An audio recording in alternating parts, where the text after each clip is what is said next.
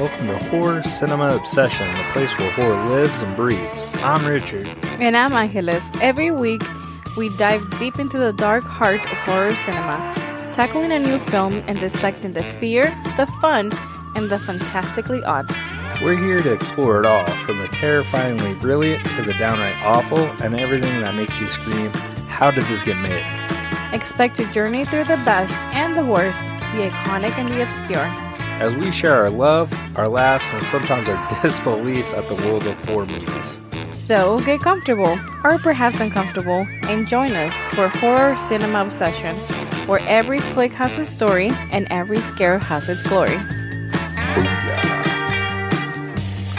Alright, hello. Welcome everybody to Horror Cinema Obsessions. My beautiful co-host over here, Angeles, how you doing? Great. 2 thumbs up. 2 thumbs up? Two Oh, thumbs shit. up. Well, I think we had a pretty spectacular day. We're recording a little late today, or tonight, I should say. The sun was out. It was beautiful. We had to go out and experience life. We went, had a picnic, got some vitamin D, I know. had an alcoholic beverage, Just one, though. just one, and then now I'm chugging, as Richard would say, some disgusting yerba mate. It's peach guava flavor. It's not bad. It's healthy caffeine, okay? Okay. Disgusting, guys. No. But yeah, so no, good day. And then we get to a nightcapper. What a perfect nightcapper. What's the movie we're covering today? That the poll, everybody, thank you who voted this movie, and I'm glad you did. I appreciate it. This movie freaking rocks. I fucked. I had not, I'm glad neither one of us had watched this movie before. So it was our first time watching it. So it was a good experience. And it's our first foreign film that we've covered here at Horror Cinema Obsession. So it was perfect. What's the movie called? We watched Aterrados. Yeah, Terrfied, 2017. Fucking amazing movie. It did. I was happy. I was happy to see this. I had the luxury of watching this by myself. Usually, guys, we watch these together for the first time, but I had to watch this one by myself. And man, this director got me not once but twice. So this movie, and then When Evil Lurks, which we're going to cover down the road. But this movie scared the living shit out of me. And I'm 34 years old and I was having nightmares. It was wild.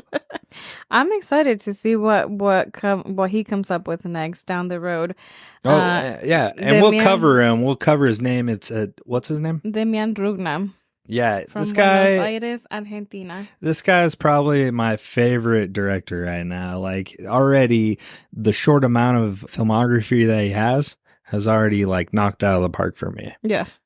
Super unique work. So this movie came out in 2017, like Richard mentioned. And doing a little research, there was a lot of movies that came out in 2017. Dude, 2017 was, I feel like we say this about every year we've covered so far. Like previously it was 1997, 1996, and 1991. Mm-hmm. But 2017 holds up just as well. We have some epic movies, like, so you have your blockbusters because we're in the era, we're kind of, hopefully, knock on wood, we're winding down on the superhero movies. But this movie, this year was pretty strong as far as superhero movies. And then just science fiction. So the blockbusters that happened in 2017, we're going to start off Star Wars, The Last Jedi. Weirdly, we talked about this last week with 1991, the renaissance of Disney. We have now the real life adaptation, the live action of Beauty and the Beast that came out this year. Which I don't know who was starring in that movie. Who played the princess? Emma Watson from the Harry Potter movies. I can't remember who played the Beast. The Beast. I can't either. Sorry, dude. I don't think I've ever seen it. Then we got Wonder Woman. That one was pretty good. You got Jumanji, Welcome to the Jungle. I like those movies. I know they're your favorite. I find them really entertaining. Jack Black, fucking gold. Kevin Hart. Okay, Rock. so it looks good on paper, right? You got The Rock, Kevin Hart. Who's the female?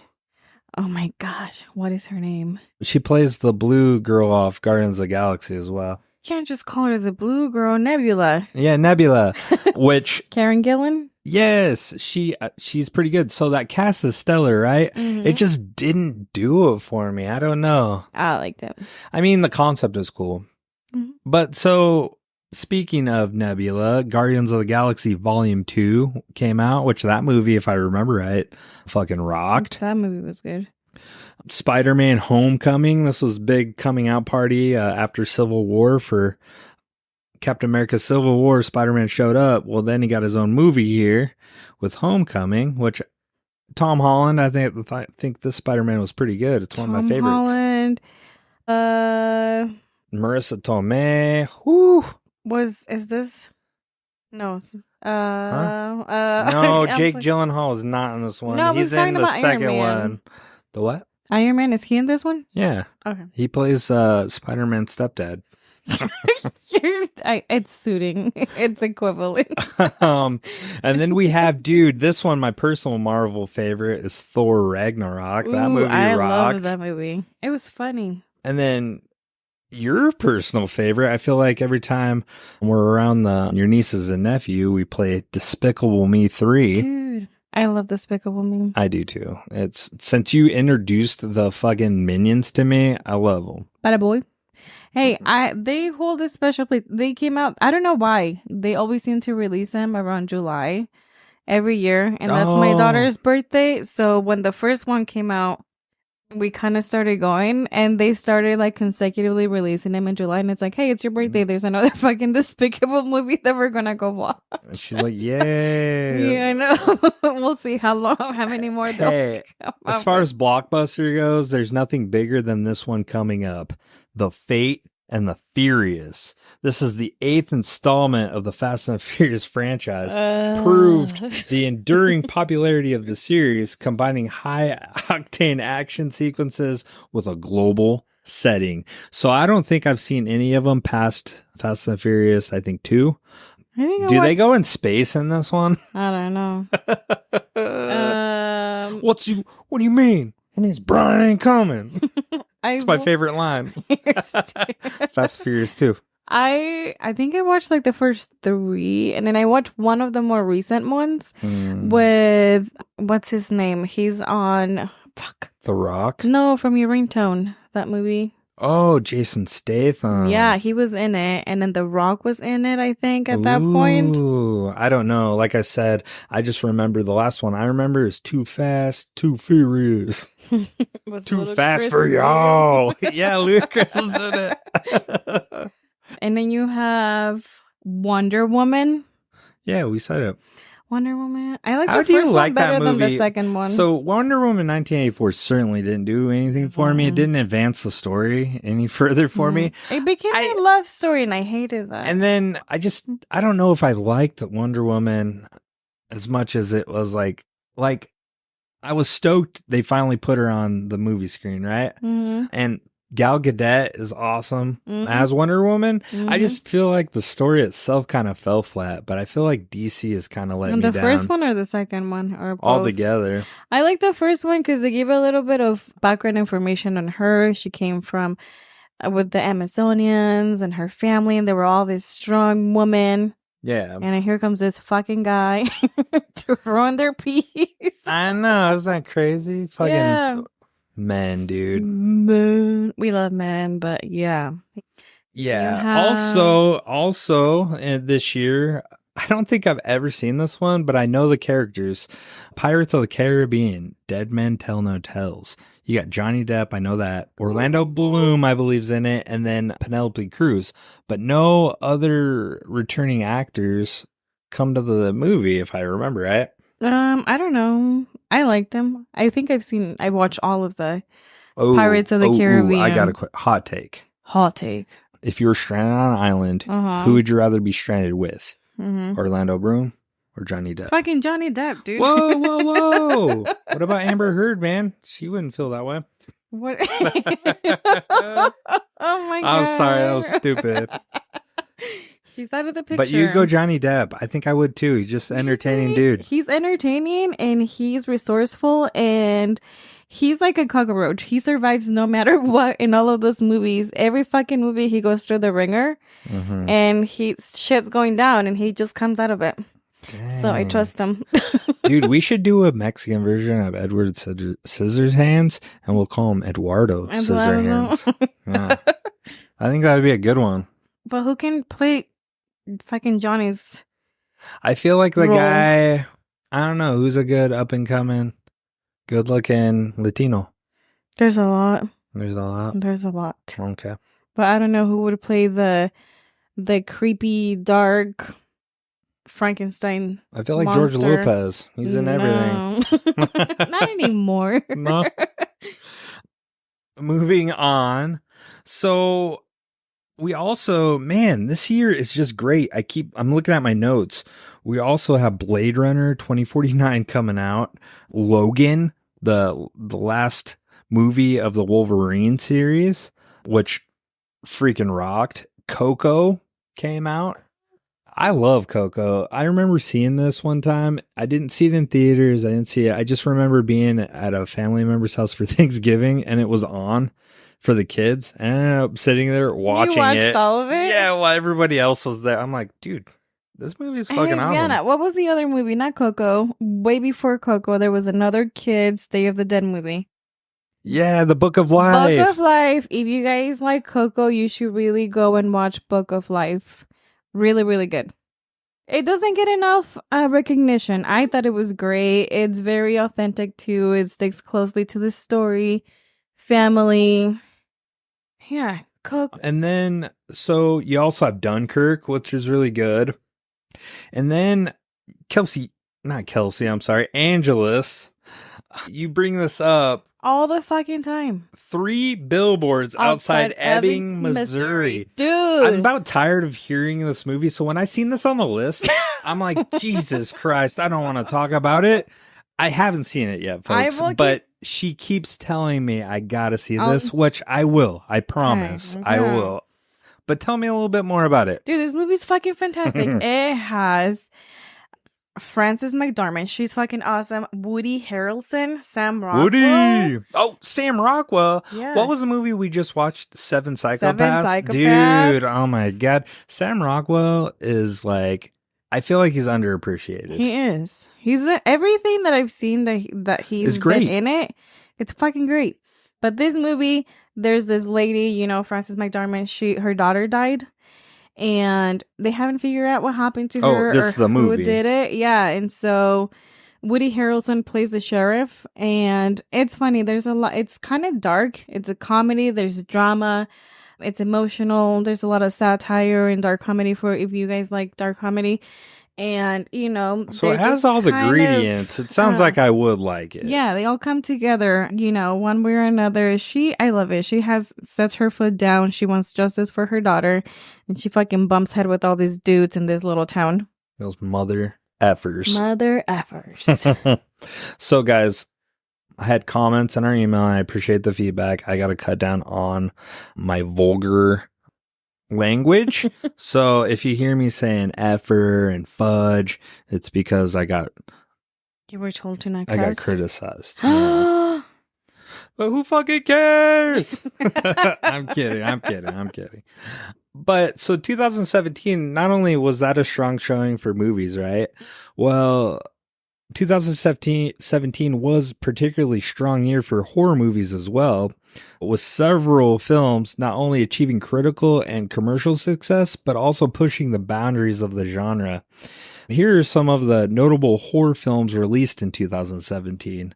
We have Raw, a French-Belgian horror drama directed by Julia, I'm going to butcher her last name, Duca. Can you say that? I can't say it. I'm looking at it. I don't know. Anyways, sorry, Julia D. This movie is known for its disturbing content and exploration of cannibalism in the context of young women's awakening. It received critical acclaim for its audacious narrative and visuals. And then we had Annabelle Creation. great movie. A That movie is prequel to very jumpy. it's a prequel to the 2014 Annabelle. I don't know. I'm sure we're gonna cover the series yeah. of movies. I don't know how I feel about them, to be honest. I haven't seen them in a while, but I don't think they like resonated with me. Oh, But you're saying interesting. you're saying it resonated I with you? liked it. I like this one. This one I remember we went to go watch it at the theater, and that movie there's a lot of scenes where it's like a lot of jump scares that you're not expecting it. Very creepy. I like it. Okay. So maybe I have to give it another shot. And the other thing about it, they involve kids. Every time there's kids in movies, they kind of freak me out. There's this orphan little kids. So I like when they push the envelope, such as Terrfied. They push the envelope, which we'll cover.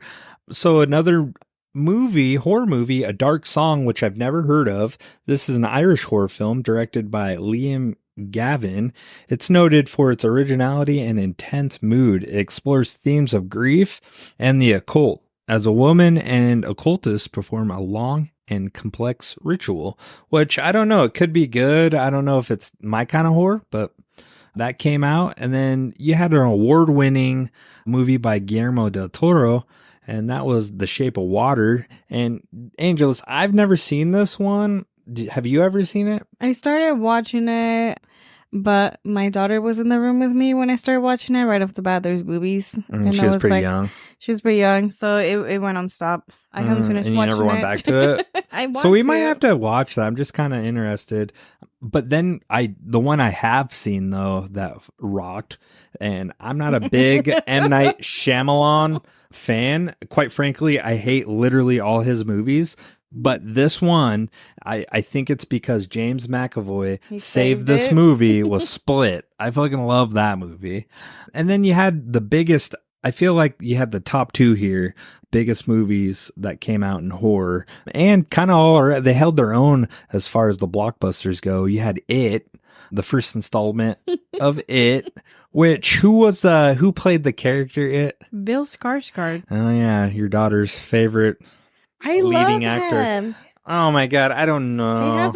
He's on a show on Hulu called He's good in Barbarian. That's him, right? He's barely in Barbarian, very briefly. I think in small doses he rocks. What's the show on Hulu? Castle Rock.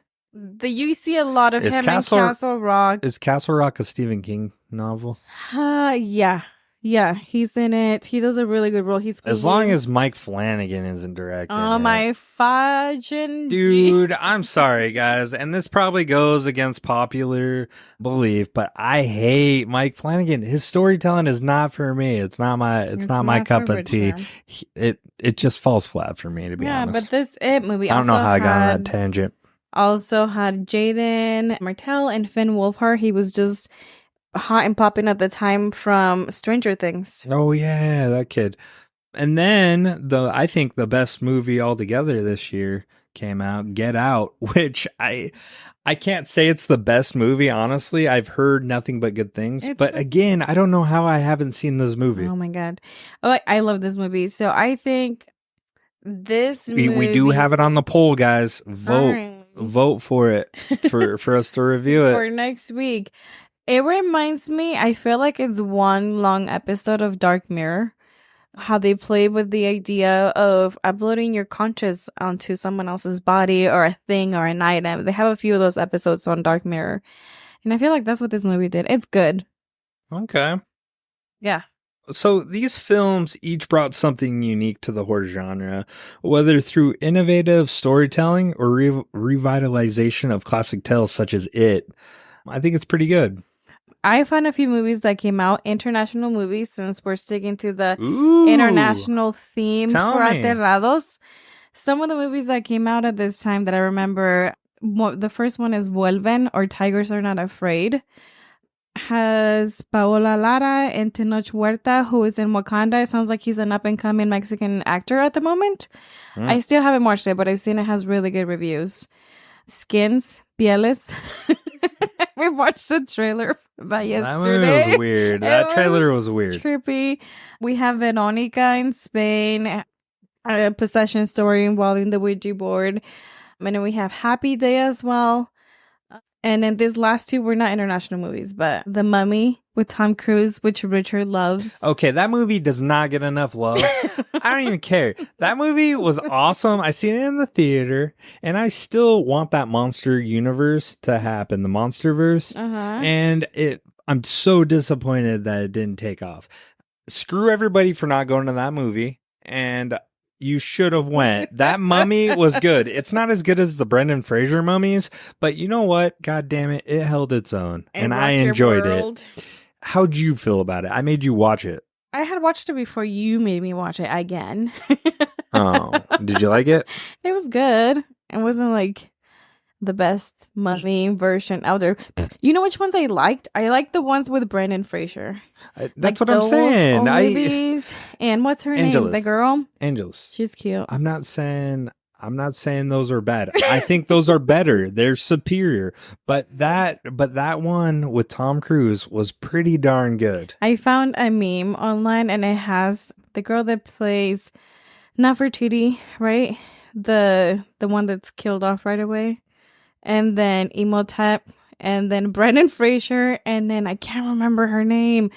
It's gonna bug me. The main actress on The Mummy. The Mummy, the old one. What about it? Something. There's a meme, and it has the picture of the 4 main characters, and it was like my sexuality is whatever character is here from The Mummy.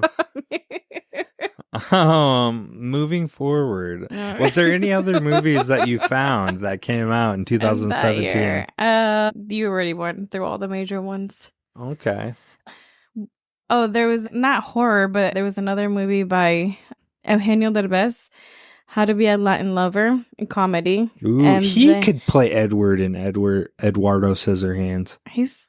I love you, Eugenio, but he's a little old to play Edward. They can de-age him. They have de-aging tech. AI. They can do the Tony Stark. The other one that you like where they de-age him is The Autopsy of Jane Doe, which was a UK film. Oh, that was UK? Yeah. Dude, that was all American actors. Apparently, that's what I found. It says in UK. Dude, I don't know. that Maybe movie, there's a different version of it. That movie creeped you out too when we watched it. It did. The first time I watched it, I couldn't finish it all. Like, I had to stop because there were a lot of jumping scenes. So I had to get up, turn the lights back on, and finish watching it. Yeah, that reminds me. I got to get you guys. We got to cover on this pod The Dark and the Wicked. The Dark and the Wicked. If you guys listening, please send in some reviews on that because I'm trying to convince these guys it's a good piece of cinematography. You said it was really scary. It was intense. Okay. Okay. Well, I don't know. After watching Talk to Me and When Evil Lurks, that made me feel weird for the rest of the night, and I didn't like that. This is right up there with it. Okay. Yeah. So, would you say the state of horror was pretty strong in 2017? It was rolling hard. There was a lot of stuff out there. So, it not only had the mainstream success and the critical acclaim, but it also had diverse themes and approaches, given like Terrfied that we watched tonight and reviewed or are reviewing, but it also had those other like It and Get Out and all that. So it had global contributions as well and the technological and aesthetic innovation. So I know It gets a lot of flack for its CGI, including me, but in all honesty, like for 2017, they were pushing that tech a long way. And it wasn't bad in some parts. Just that end It, and I know it was in part 2, but come on, man. That final monster sucked balls, dude. That let me down so bad. I was pretty disappointed. When it came out on DVD, I remember I went and I rented it, and then I couldn't bring myself to watch it because I watched the original. It freaked me out as a kid. I hated clowns.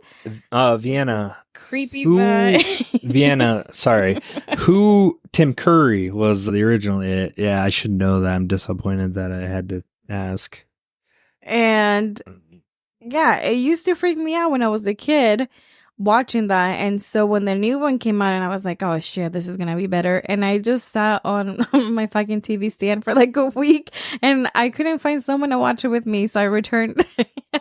And then babe, I could have watched it with you. I didn't know you back then.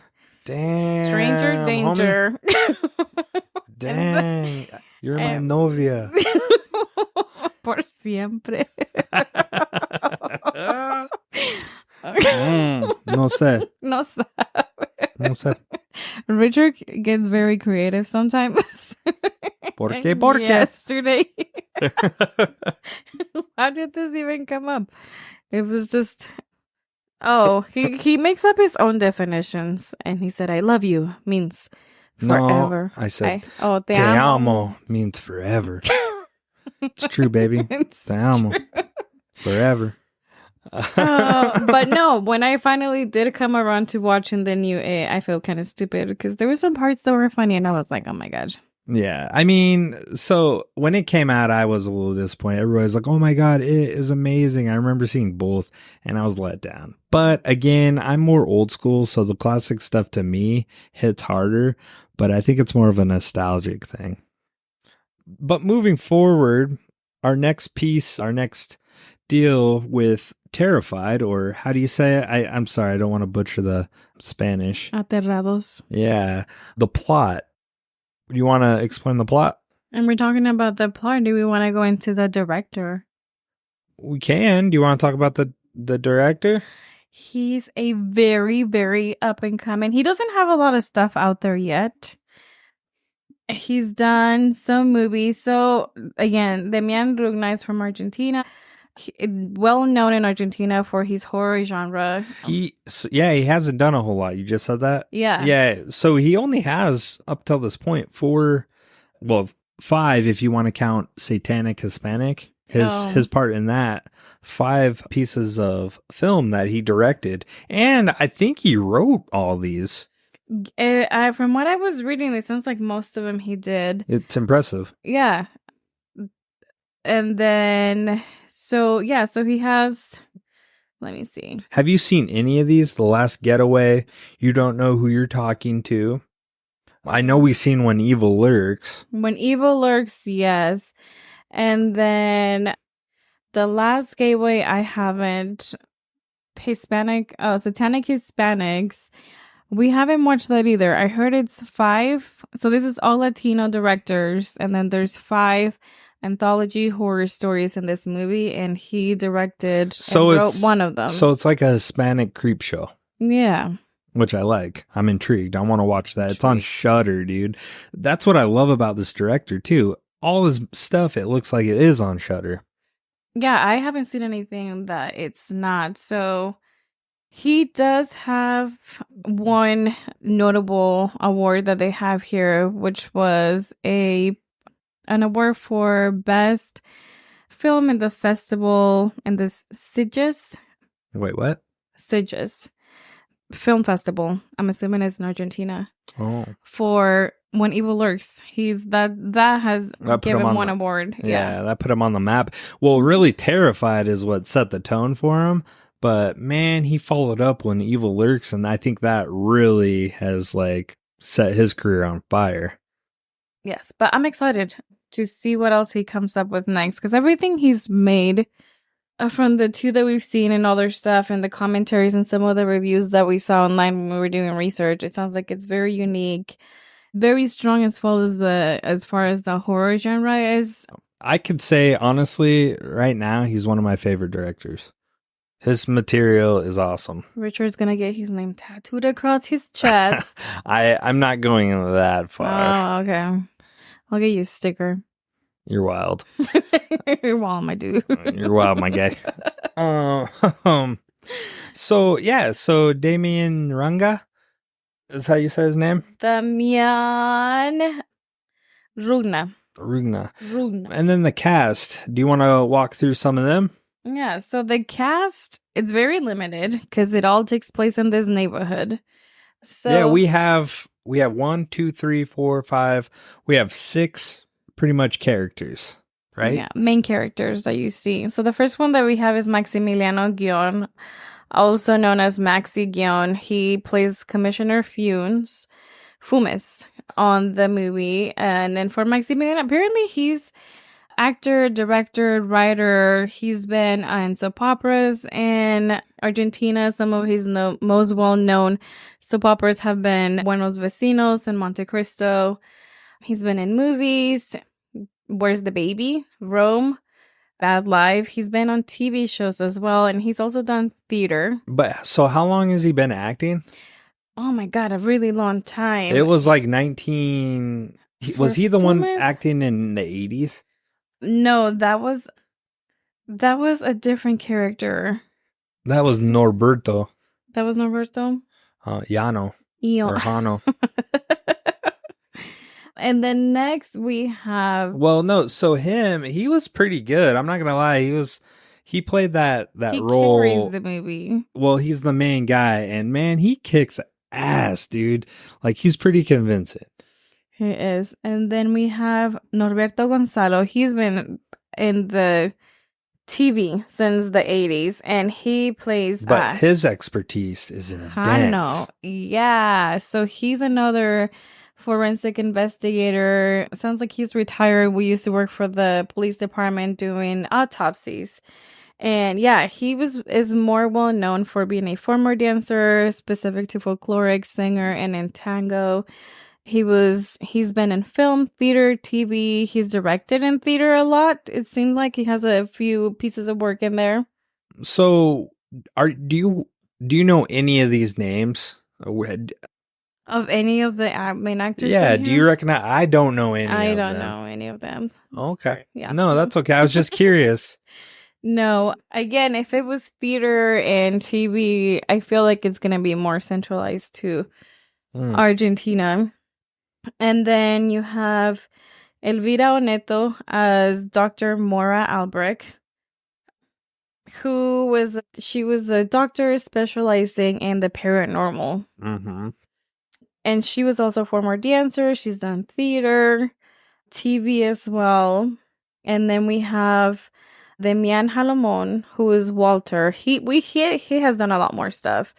He's neighborhood who becomes deeply involved with some mysterious events. He's kind of like where the movie kind of starts with the paranormal stuff that's going on. I found that he's been, he's done acting, writer, producer, and he's been in a lot of stuff. He was also in When Evil Lurks. Dude, he kicked ass on that. He was the brother. Mm-hmm. He's been in films such as Welcome to Hell, The Unburied, Point Red, Cursed Bastards. So I noticed his credits follow along suit with Demian Rugna. Yeah, they worked together, at least on this one, and When Evil Lurks, they probably have worked on other things together on other projects, because it seems like they're pretty tight. Yeah. And then you have Julieta Vallina, who is Alicia. Key character stuff starts happening around her son. She's also done a lot of theater, some film, and some TV, so soap operas. But she unfortunately died in 2022. Yeah, from cancer. Dang, that was sad to see. Mm-hmm. And then we have George Lewis, who's Dr. Resentalk. He specializes also in the supernatural. And then last, we have Natalia Señorales, who was Clara, who was, what's his name? Walter's girlfriend? No, not Walter. Oh, the neighbors. Oh, Blemetti. Blemetti's girlfriend. Not his girlfriend, his wife. His wife. Yeah, which we'll talk about. Ooh. So before we get in, do you have any more on the cast? No. So how do you feel about this cast? I think they did a really good job.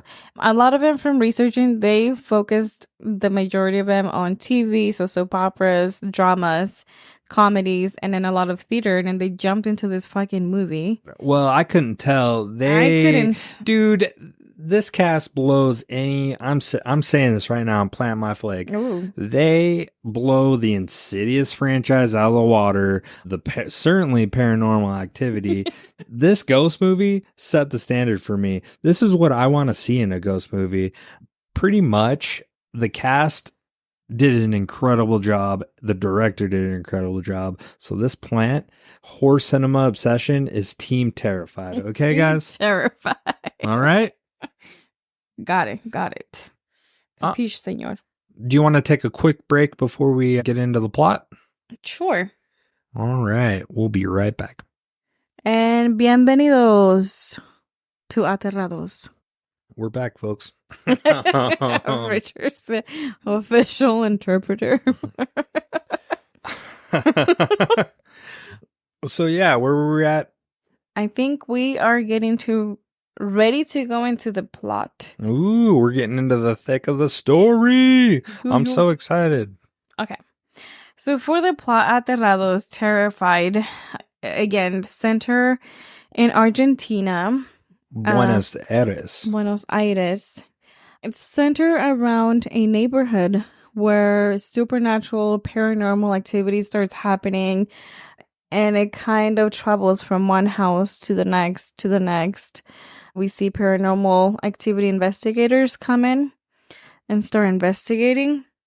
And I feel like this movie, we talked about it, you can see a little bit of Rugna's early work that kind of later leaks into When Evil Lurks, some of the elements that he incorporated into the movie that made it unique and scary. Yeah. So this movie is well regarded for its ability to maintain high tension and fear throughout, using innovative sound design and practical effects to create a truly unsettling atmosphere. The soundtrack for me was creepy, and it did play effect to this whole, it set the tone. Like, obviously it sets the tone, right? But this one, sometimes they don't get, in horror movies, they don't quite get the soundtrack right for it, and it takes you out of it. This one throws you in the thick of it. It had me like holding tight on things. I'm like, no, like pulling my hair out. I'm like, dude, don't do it. Like, nightmares. Yeah, like it definitely doubled down on it.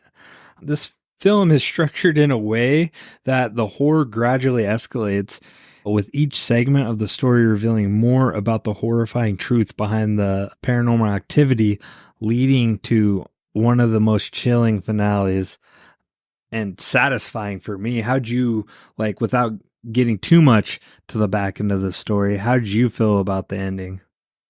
I wanted more. You know what? See, that's a good movie. More. That's a good movie. Leave me wanting more, unlike fucking Shamalama Ding Dong. Oh my God. That dude, I can't wait for the movie to walk out. I think we talked about that. Like, I'm sorry to compare the two because there's no comparison. M. Night Shyamalan sucks. People will tune out. I'm sorry if I'm losing listeners, but those guys, M. Night Shyamalan just doesn't do it for me, and he needs to get notes from this guy. How to write a story. Whoa. Anyways, I digress. No, this movie, though, has some comparisons and clearly influence to other paranormal movies, like ghost movies. One that came up to me was Poltergeist. Due to its supernatural themes involving hauntings in suburban settings, Terrfied draws comparisons to classic haunted house stories like Poltergeist. Both films explore the terror of having an ordinary home invaded by inexplicable supernatural forces, which I think they do a pretty good job. This is just like Poltergeist on steroids. Would you agree? Yes. And then better remade. Huh? Poltergeist was good. The remake to Poltergeist with our boy Sam Rockwell was not very good. Have you seen that? We might have to cover it. When I saw that, it wasn't very good. But other comparisons, you have The Conjuring, you have Insidious. Ooh, have you seen Sinister? Have I seen Sinister? Have I seen Sinisters? So it has Ethan Hawke in it. He's an author. There's a lawnmower that runs over a family. There's a lawnmower. It's pretty good. The only thing that what I like about this movie, that I'm happy they didn't name the ghosts in Terrfied. Kind of Sinister took me out of it when they named the demon Bagul. The ghoul? Begul. The ghoul. Okay. No, I haven't watched Sinister. Yeah. And then another supernatural thing that in comparison, It Follows, you know, the STD, the sexually The gross transmitted demon. STD. It relies heavily on atmospheric and suspense rather than jump scares alone. So I haven't seen It Follows completely, Mhm. but from what I've gathered, it's very atmospheric. So this definitely is atmospheric. Like your surroundings get you quite a bit on in this movie. Okay. So to move on, the start of this movie, the opening scene, we get it panning into a kitchen where it looks like a female is doing the dishes. Yeah, Clara, she looks very unease. It zooms in on her, and she's just by the sink, and she keeps staring at the sink. Like hearing voices. Yeah, she looks like she's out of it. She looks a little confused and scared all together. Yeah, and she's just kind of there, and it does a scary sequence where she turns on because she hears voices in the sink, Mhm. and then she turns the water to run it, and then there's like soap bubbles, and then that bubble's breathing. Yeah, you can see it coming, it inflating and deflating very slowly, like a with eerie sounds, and that really was, it sets kind of the tone. It's like, oh shit. And then her boy, her husband walks in, Blumetti. Mr. Blumetti. Yeah, he walks in. He's like, honey, honey, honey. He's like, remember that dog that we ran over the other day? Yeah, that fucker didn't die. He's quite alive. He felt relief. He felt bad for the dog that he thought he killed. And she's just stoic and like, yeah, I don't care. I'm crazy. She's still shaken out of it. This poor woman. She's like, okay. She's like, well, I haven't made dinner. He's like, why? What's going on? She's like, I literally have not been able to cook all day today. Babe. What? I'm happy that you don't, when I come with stories, and you come with stories too, on the day that we don't like just sit stoically like she did. I'd be like, dude, why don't you love me anymore? Why you love me? And especially, she doesn't cook dinner, bro. What the hell? Well, she tells him that she can't. She's been hearing voices all day long. And he's like, what are you talking about? Like, why? What are the voices telling you? She's like, they said they're going to kill me. I wouldn't be cooking either. And then it cuts and it starts the name, like it shows Aterrados. Yeah, which I thought was pretty cool. Like, oh, what are they telling you? Yeah. They're going to kill me. Yeah. And then at one point, and then he also makes a mention that their neighbor next door, Walter. Yeah, he's trying to talk it away. Like, hey, it's really maybe not voices. Yeah, something that I feel like I would do. I'm like, dude, you're tripping out. Like, Walter, clearly our neighbor, he's working on his house. You're probably hearing it. Old pipes. Make noises, which I've lived in a house where the old pipes would make noise, especially if you had hot water. Your current house makes noises. Oh my gosh, not as bad as the one I lived in. I don't know. All I can say, there was one night when you went to bed and I was sitting in your office by myself. Everyone was asleep in here. And it's an old house with wooden floors, and then the dogs are downstairs, and it sounded like, at times I swear I thought a person was gonna come upstairs. And I was like, oh shit, should I lock the door behind me? Babe, old man Henry, he lives in the weird closet in the hallway right outside of his bedroom. Yeah, he's cool, he's friendly. If you say so. Yeah, he's an old jazz musician. As long as he doesn't start going hard at construction at night. I know, right? And then you add the splitting tree outside the window. It was windy that day too, so you just hear creaking on and off that stupid tree. Oh, I love it. You know what I do? I just turn the TV up a little louder. No. Well, everybody was sleeping. I didn't want to wake up. Man, fuck that shit. Anyways. So later on, it moves forward. Things start to get really, right off the bat, this movie, I felt like the pacing of it was quick. It is. Like, it gives you no chance to really breathe. The next scene is the Blumettis waking up. It seems like it's like 4 a.m, 5 a.m. They're getting up for work. She wakes up first. Yeah. Yeah, she's waking up. She's going to go. She hops in the shower. It sounds like the water turns on. Mm-hmm. And then he's laying there kind of getting a few more minutes of rest. or a little bit more. I don't know. And then he starts hearing thumps on the wall. Like, is it Loud, knocking too. or is it like a banging? It's a thump. It's a hard thump, just constant. And he's like, Walter, I'm thinking it's the neighbor. Because he had just mentioned, talked to his wife, that the neighbor mentioned he was doing a lot of construction. Cussing Spanish. That's what he was doing. He's like, Walter, how do you say it? What was he saying? Call him like a punk ass. Punk. But in Spanish, you're like, oh, they could never make this movie. Not just Spanish, but Argentinian Spanish. It's epic, man. He was like, hijo de puta. Son of a bitch. It's a lot more intense, okay? It's not just fuck you. There's a lot more that goes into it. Yeah. So he's like banging on the wall back. He's like, Walter, shut the fuck up. It's way too early for this shit. One of the ones that they kept saying, La perra que te parió. What's that? The bitch that birthed you. I was like, damn. Dang, that is epic. It's not just fuck you. The bitch that birthday. Yes. Whoa, careful. One of our listeners, T-Rex hands or whatever, she's gonna criticize you for being too vulgar. This was in the movie. I'm sorry. I know. Just be careful. One of our listeners will freak out.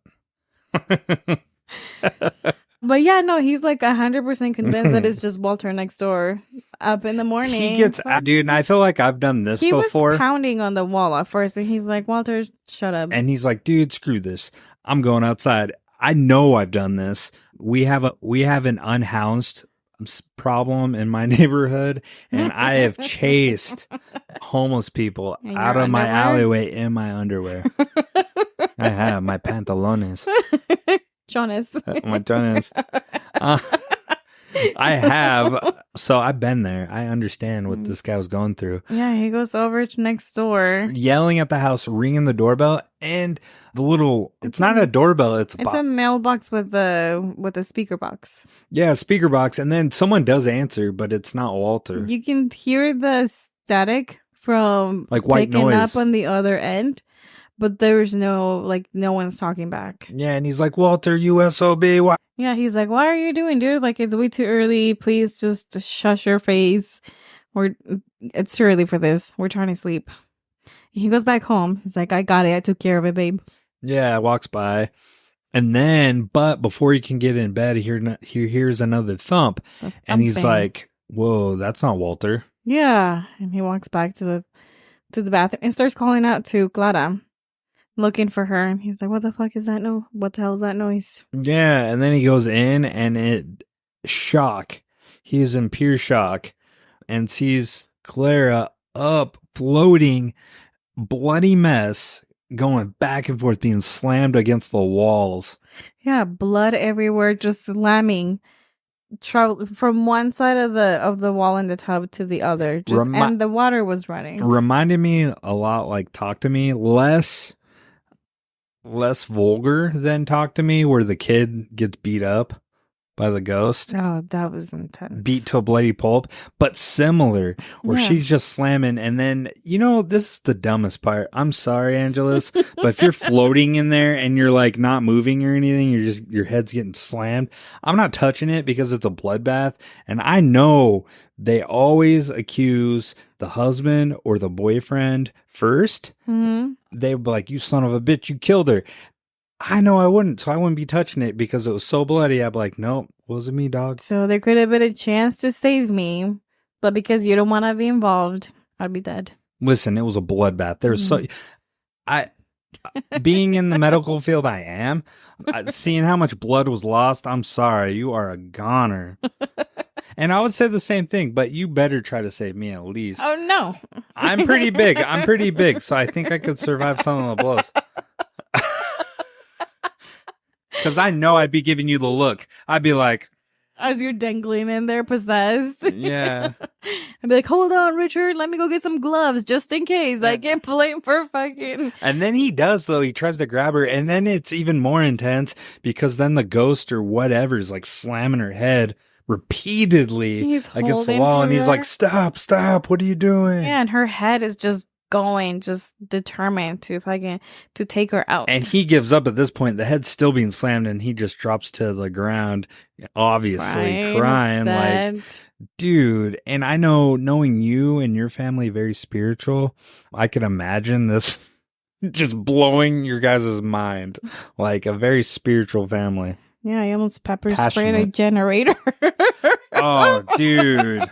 We got to get your brother on this pod. I want to hear more about this About the story. story, he tells Yeah, it better. the haunted, and it's not generator, it was Air an air compressor. Sorry. All I know is stuff was going down, and all I had on me was a pepper spray, and I was like, all right. You pepper Well, I'm sprayed pepper nothing. spraying either a homeless person who's squatting in the shop or a ghost, but someone's going out. It's fucking wild, my guy. So hopefully down the road he'll be a guest and we could talk about this.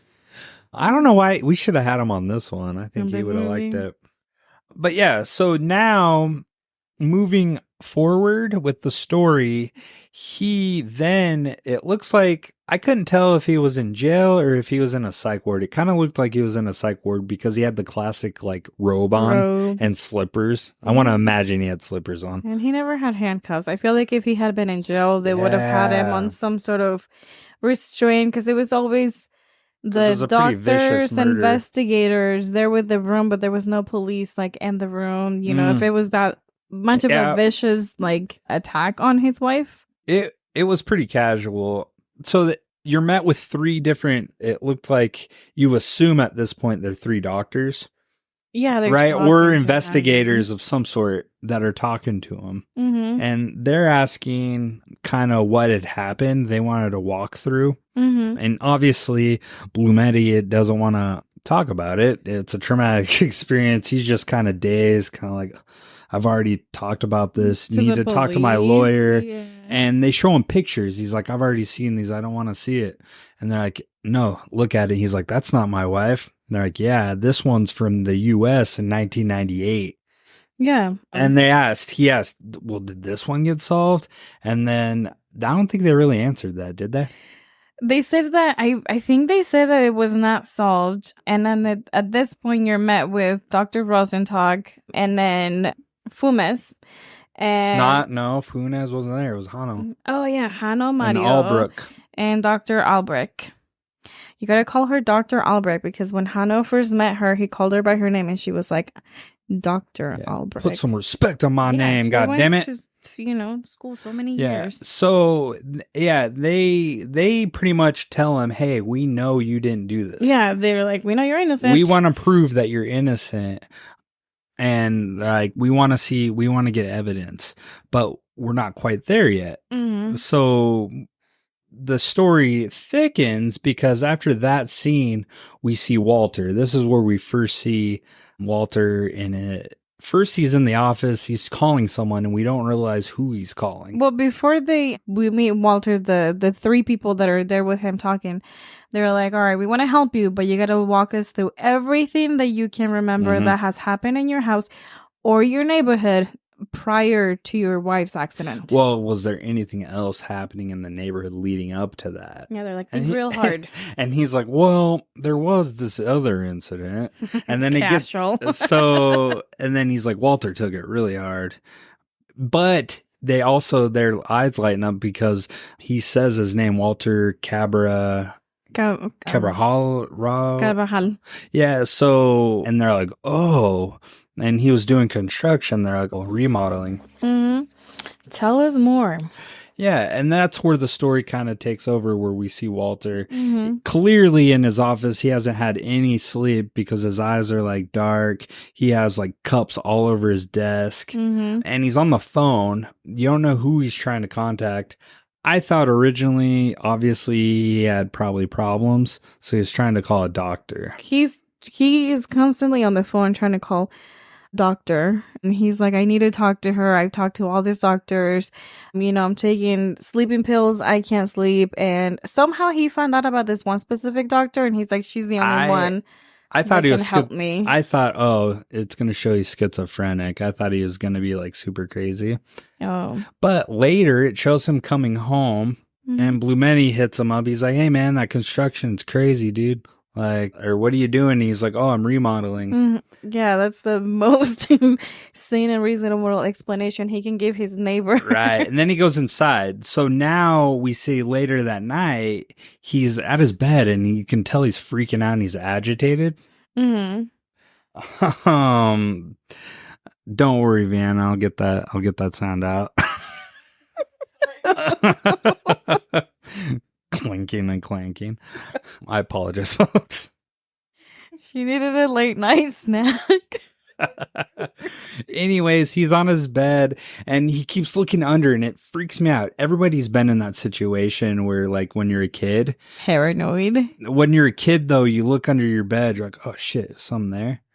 Like, I don't know. Have you ever experienced that? You probably haven't, huh? Not under my bed, but just like in general. I have a lot of ghost stories. I remember looking underneath my bed, but like, oh, nothing's there. Nothing is there. But then, so you have ghost stories? I'm intrigued. Let's stop the phone a minute. I know you had ghost pirates, but what else? Pirates. If you haven't listened to our previous episodes, I know what you did last summer. We had ghost pirate talk. Ghost pirate. Oh, the treasure hunting. Yeah, it was either Scream or I Know What You Did Last Summer. You think it was? Tell me more. What you did I've just been like my life for some fucking reason or another. I've been in situations where there's like haunted possession things and it starts getting in your head, okay? And you're just like, oh my God, there's something right there.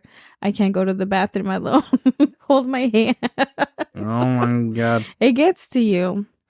Oh. But no, I feel it looking on your your bed. Like, what's down there?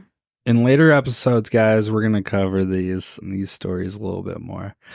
So yeah, under the bed. So he looks again, and then you see a figure under the bed, don't you? You see folded legs. It's like some contortion or acrobat freaking thing that they have under there. And how do you feel about this character? The guy looked freaky to me. He's freaky because they don't like. I know T-Rex hands or whatever on Instagram was giving me shit about this. You're just gonna call that it. It's not scary. I'm sorry. I'm fucking dude. She was going hard on us. That scene. I'm sorry. That character was pretty freaky looking. He was. They don't make him the main spotlight, but he's just luring in the background, and to me, that made him really creepy.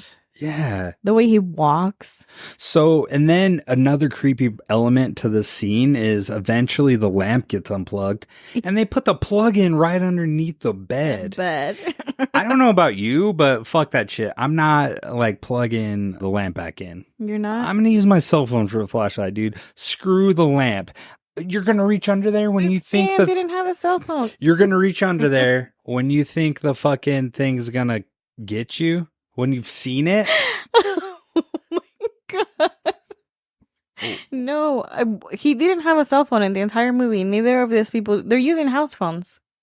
Oh. This was back in the day. Well, Funes had one. Funes? But that's the police, so I feel like that was an exception. Not every person had a cell phone. Oh. You need to be important. In 2017? They didn't say when this was set, did they? It looked like 2017. He had a cell phone. Funes had a cell phone. But this is Argentina. We don't know what neighborhood or place in the country. We don't know their economic status as to whether they can afford a phone or not. It looked like a pretty nice neighborhood. No, it didn't. Dude, the houses look fucking awesome. They looked like normal houses. They look good. The houses in I Know What You Did Last Summer look massive. Well, those are bougie. And Scream. Yeah. But yeah, so I would use other forms of light. I would even have a fucking flashlight. There's no way I'm putting my hand under the bed. What we're hearing is that Richard has a emergency kit for horror situations. Damn right. Damn right. So this guy's paranoid. He's not sleeping. He goes to the bathroom, right? Yeah, at one point he falls asleep for a little bit, wakes up. Yeah. Hears noises again. He gets up and goes to the bathroom and takes a bunch of pills and then goes back to bed. Then goes back to sleep, which I don't know how. I don't know about you, but all this hard. I don't know about you, but all these ghost stuff happening, the freaky stuff, there's no way I'd be staying in the house. I wouldn't. I'd be going to a family member's house, or at the very least, I'd be having someone stay with me. I'm like, dude, you gotta check this shit out. I think I'm going crazy. Just stay here tonight, see if we see some crazy stuff. But it gets worse. And then the bed, because that thing's underneath, it starts moving the bed and wakes him up. The entire bed is just, I feel like it's a metal frame for the bed because you hear that scream as it moves across the, like on the Well, on I think the floor. it's a wood frame, but it does scratch on the floor. Yeah. And it wakes him up and he's still moving as he's opening his eyes. I would have freaked out so bad. Oh, dude. Okay. And then, I wouldn't have done this. He has the light on and then he puts the covers over his head. He starts praying. You've never done that? You got scared and you just cover your blanket and hope that the ghost went away? Okay. So guys, I had, and I still have night terrors. The shit's real. I have pretty vivid nightmares. So when I wake up, I jump out of bed. I got to turn the lights on. And then all of a sudden I wake up. I'm like, oh, I was dreaming. I can usually snap out of it. There's no way I'm putting covers over my head. And for this exact reason, because this fucking Slenderman or whatever you want to call it, this ghost reaches over him. Yeah. And you see the shadow and then that's done. And then it cuts to the morning and he wakes up and everything in his bedroom is now in his living room. Yeah. Everything moved out of place. Which I would have been so frustrated because I'd be like, great, now I have to reorganize my house. I'd be like, great, I'm going to stay at a motel, dude. Yeah, and then he goes back to the office. Again, this time there's even more cups on his desk. Still not sleeping. Again, calling. And then this time he says the name of the doctor is Dr. Albrecht. Yep. And again, trying to get to her. She's the only one that can help him. And at this point, the lady on the phone's getting tired of talking to him. And she's like, look, she ain't going to come out unless there's clear evidence. And this is where Walter she can't take patients for some reason. Yeah. And this is where now Walter decides to take steps further and he gets a camera. He's like, fine, you want proof?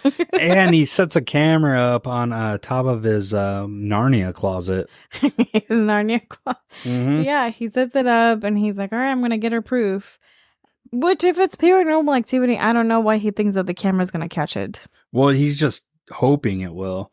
Yeah. I don't think he's expecting, I think he's expecting it, but I don't think he's expecting what he gets. He gets what he wants. So he goes to sleep and he somehow falls asleep. I think it's because he's dog ass tired. And then all of a sudden he's woken up by the camera falling onto the floor. Mm-hmm. He gets up, looks at the camera. I don't know about you. The lights are off again. In this situation, he has to plug in the lamp again, which I wouldn't do again. Again, it sets up suspense, but I don't know how you would feel looking at the footage on the camera. Oh, I would have run out of the house. And he's looking at it and behind him because he sees the thing go into the closet and come out. He's got his back against the closet. That's crazy to me. Yeah, the whole thing is just creepy. He sees it slithering under the bed, coming out. He crawls out all creepy, though he does creepy movements where they're like kind of contouring their body. And he leaves the camera for a second and then you see him. He kind of gets out of frame. It's blurry, but he goes and grabs a gun and he sets the gun back down, looks at the camera again. And that's when he starts looking at the footage in the closet. And then the ghost is starting to come out of the closet, which you kind of expect, right? And you see the reflection on the gun. He goes to reach for the gun, and that's where I think Walter meets his demise, because we don't see him after this ever again. Briefly. Yeah. Not alive. Yeah, not alive, Walter. Yeah, no, the thing touches him, the closet, when he opens it and starts looking for this demon. Yeah. Nowhere to be found. And that's why I was like, wow, he has one of those Narnia claws. Fucking Narnia, bro. Things disappear. And then, we do see him one last time. So after this happens and the thing touches him, Next day, he never comes out of his house after this. He's inside through the blinds. And then, so the kids that they show previously earlier, kind of briefly, you don't really pay attention to, they're playing soccer. Well, they're playing soccer again, and the soccer ball goes into his yard. Yeah, and this little boy walks up to his yard. It feels grab the like ball. it's a close-knit neighborhood where he feels that he's comfortable enough to walk into his neighbor's yard. And he grabs the ball and then opens up the faucet to get a drink of water because they're out playing soccer on the street. Mm-hmm. And that's when you see the blinds open and Walter starts yelling at the kid, telling him, hey, don't drink water from here. Get away. Stay out of here. It's for your own good. And the kid, he gets weirded out. And yeah, and this kind of shows Walter still has some sort of like sanity, humanity to him. But yeah, and then you see the blinds, like he's watching the kid slowly stepping back. Shit's like, because the sound, again, the music and the atmosphere is very disturbing. You can feel something's happening. He's walking back, keeping his eyes on the house. Oh my boy. And then he gets into the street. Well, he also drinks the water. He takes a sip. And then he's like, get the hell out of here. And then he fucking walks back to the street and then bam, it was so effective. The bus hitting the kid. Takes him out. Totally takes him out. And then we're met with everybody on the street kind of screaming. Blumetti, he is working on his house. You notice a crack on his wall, and he's thinking it's because Walter's remodeling or whatever. So he's fixing the crack on his wall. Mm-hmm. He's like, whoa, something's happening. And he goes and checks it out. And then that's when you see, and it's the saddest and creepiest thing. The kid is laying there and you just see his legs. Yeah. Dude. And then his little friend comes over. Yeah, everybody's mortified. The little friend's just staring. Yeah, another kid about his age. How old do you say they are? Like 9? Yeah, 8. I would say about 7 or 8. 8-year-old little kids. Yeah, so you're met with that, and then Blumetti's screaming for his wife, Clara, or no, Alicia. No, Clara. Oh, he was? Mm-hmm. Okay. Yeah, no, I thought he was screaming for Alicia. Because that's his mom. Yeah. So what happens after this? And then after this, they kind of fast forward. The pacing, I keep telling you, the pacing of this movie, quick. Kind of fast forward, and you the see funeral. Hannah. Oh, they go to the funeral. They bury the little boy. Yeah, and they're like, "Oh, whatever you need, we'll be here. We'll be there for you." And then they fast forward, and then you see Hano, Hano gets a call from Fume, and he's like, dude, are you ready for this shit? Yeah. I need your help. I need a favor. Yeah, he's like, we need you to come. He's like, keep in mind, there's just telling him to go over. And he goes over, right? Hannah goes to the house. And well, yeah, he's like, well, no, yeah, it's kind of late. And he's like, I'll have a squad car pick you up. They're about an hour out. Yeah, and then he shows up, and Fume is like, keep in mind, remember that kid that died 10 days ago? I was at the funeral. Everyone kind of heard about it. And he's like, yeah. He's like, do you get scared easy? And then my favorite line of the whole movie is like, I don't know. We'll see. And we'll see what's here. And then he kind of walks in. So I liked Hano, dude. He was cool. He was cool as fuck. Cool. Yeah, he's like, dude, I feel like that's how I would be. I'd be like, oh, man, we'll see. We got to check this shit out. Yeah, and then, he's like, all right. He's like, here's a rundown. Fume says that he has, another police going around patrolling the neighborhood. And this cop is the one that was driving by and saw Alicia's house, her front door open. So he stopped by to see what was going on, if she was okay, because her door was open. Yeah. And he walked in. It was either Guzman or another patrol. Yeah. And they walked in and they see the mom. And then they're, Alicia. And then everybody's just kind of. So before that, though, Alicia's sitting by the sink smoking, obviously clearly distraught. She just lost her kid like 10 days ago. So she's still mentally screwed up. And she hears knocking and like scratching. So you also see that though on the door when Hano walks up. You see handprints that they're not acknowledging yet. I feel like I'd be like, dude, too. I feel like I would acknowledge that. I'd be like, dude, there's footprints up there. There's handprints. Like what's going on? On the wall, up the Crawled. wall, Yeah. on the freaking, on the roof. Yeah, exactly. Everywhere. Yeah. Yeah, so they go in. Fumes walks Hano into the kitchen. Mm-hmm. And here's a fucking chilling scene in this movie. You see... Dude, your parents handled that scene really well. Well, my dad was not looking at the TV when we were watching it. I think he purposely sat facing away from the TV. And my mom was trying to eat dinner, so she just looked and she goes, "What is that? Is it dead? Ew, that's gross." That was hilarious. The reaction. But no, you see the little boy who's been dead for 10 days sitting on the kitchen with a glass of milk, cereal, and some cookies next to him. Yeah, so at least he was trying to feed him.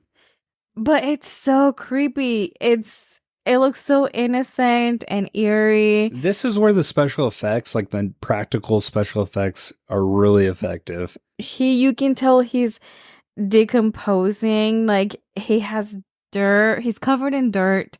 His nose, he has like gashes. Yeah, open holes, gashes on his face. Yeah. All dirty. And then, like, I think it was Hano who said that it smelled like rot. Yeah. And they walk up to him, and Fumes was like, yeah, look at his nails. Look at his hands and his little fingernails.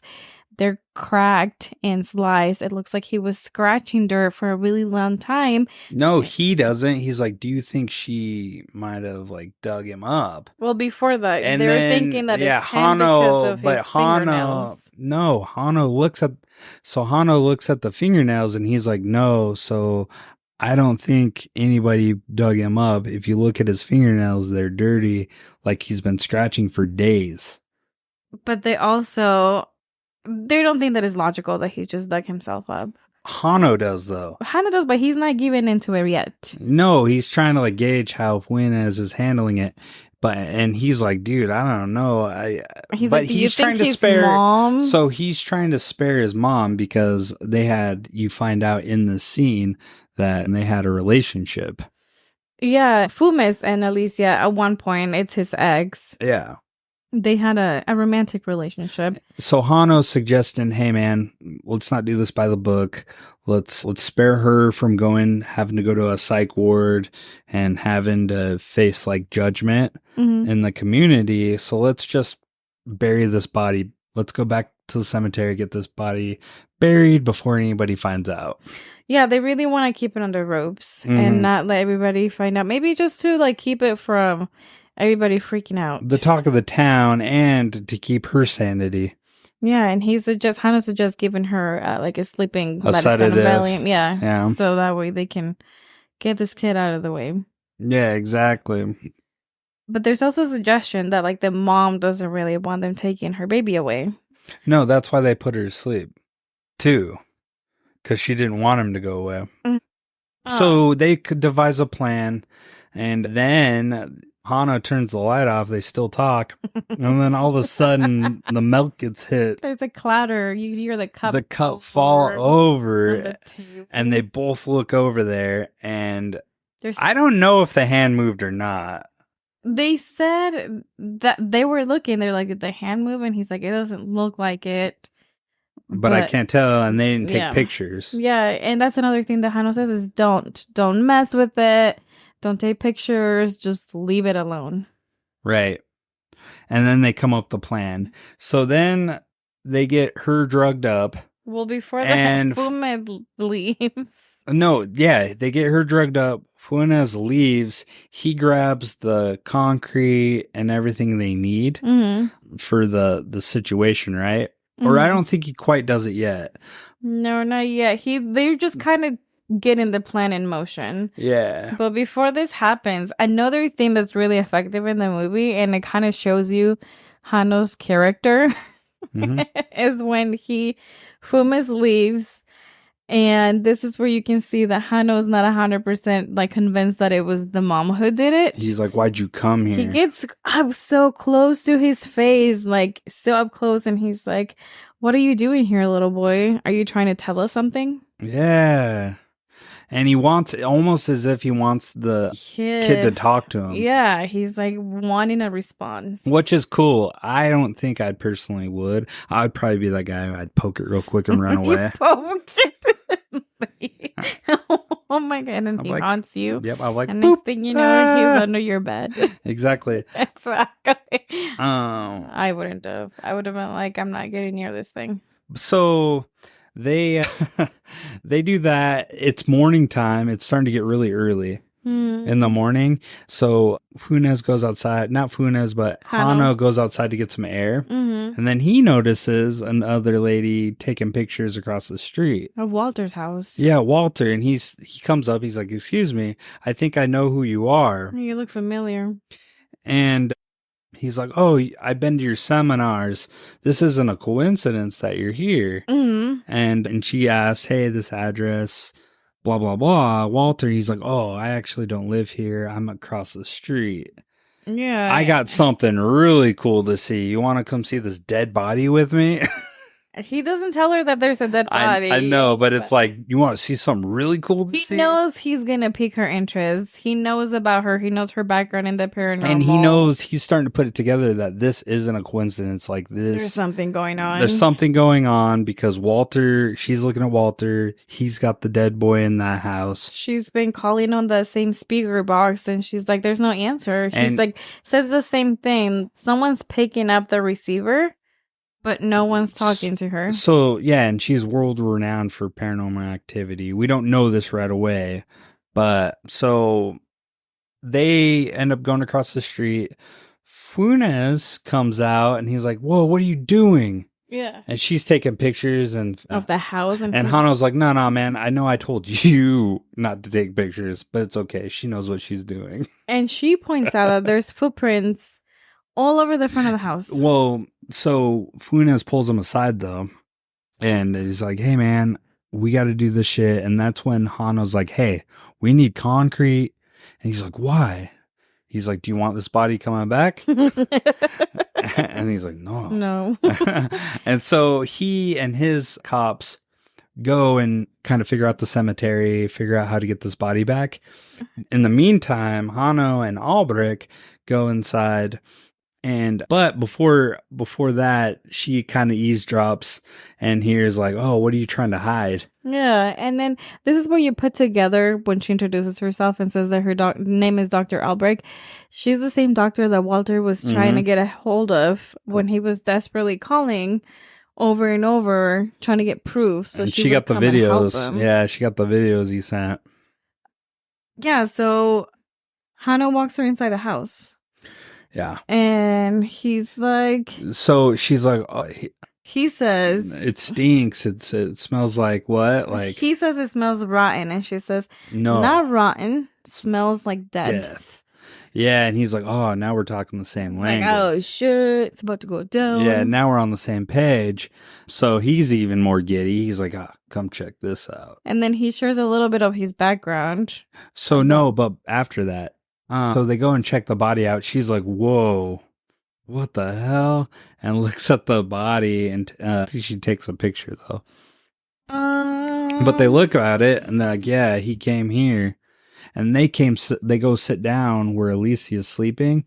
And that's when he starts opening up and like, I've seen some shit like a 20-year-old kid got shot 14 times in the head.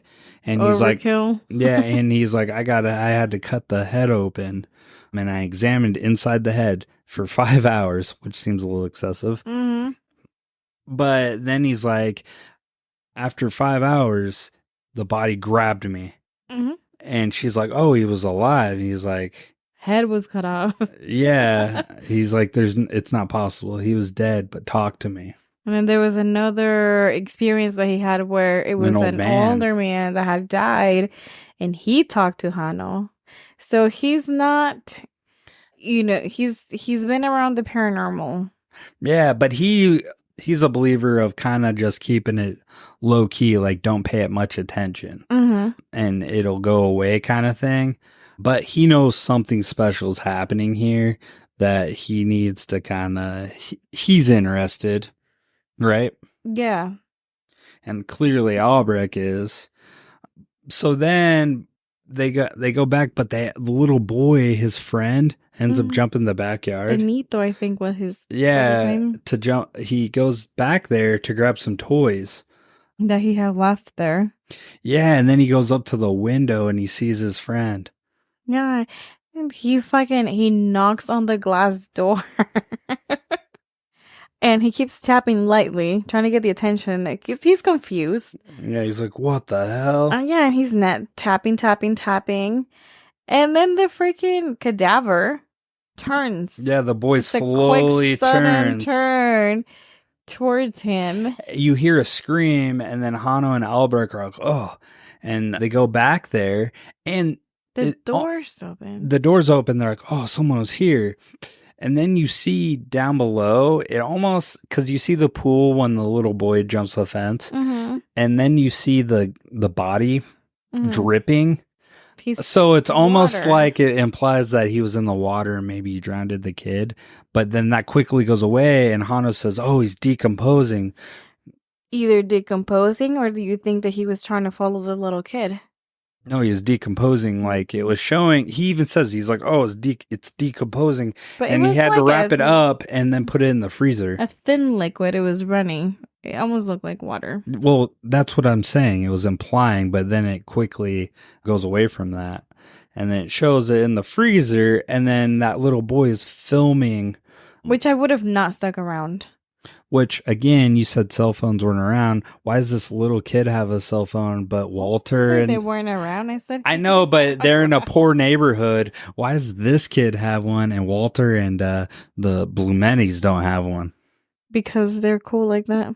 They have house phones. Doesn't add up, homie. Anyways, he films it and shows the body in the freezer. Hanno puts a plant on top. He's like, just in case. It's starting to get to him a little bit. Yeah, and then Funes, he shows. Funes? Yeah, he shows back up. And like, oh, where's the body? He's like, I had to put it in the freezer. He's like, oh, cool. And then they go back there. They still decide what to do. He's still kind of going back and forth. Like, is this the right thing to do? We better hurry if we are going to. She's going to wake up soon. And then in that freezer, you hear, because they unplug it, you start to hear a little boy crying in there. Like a scream, noises in there. Like crying. He's whimpering and crying. And then all of a sudden, Funes puts his ear up against the freezer. And then it hits it.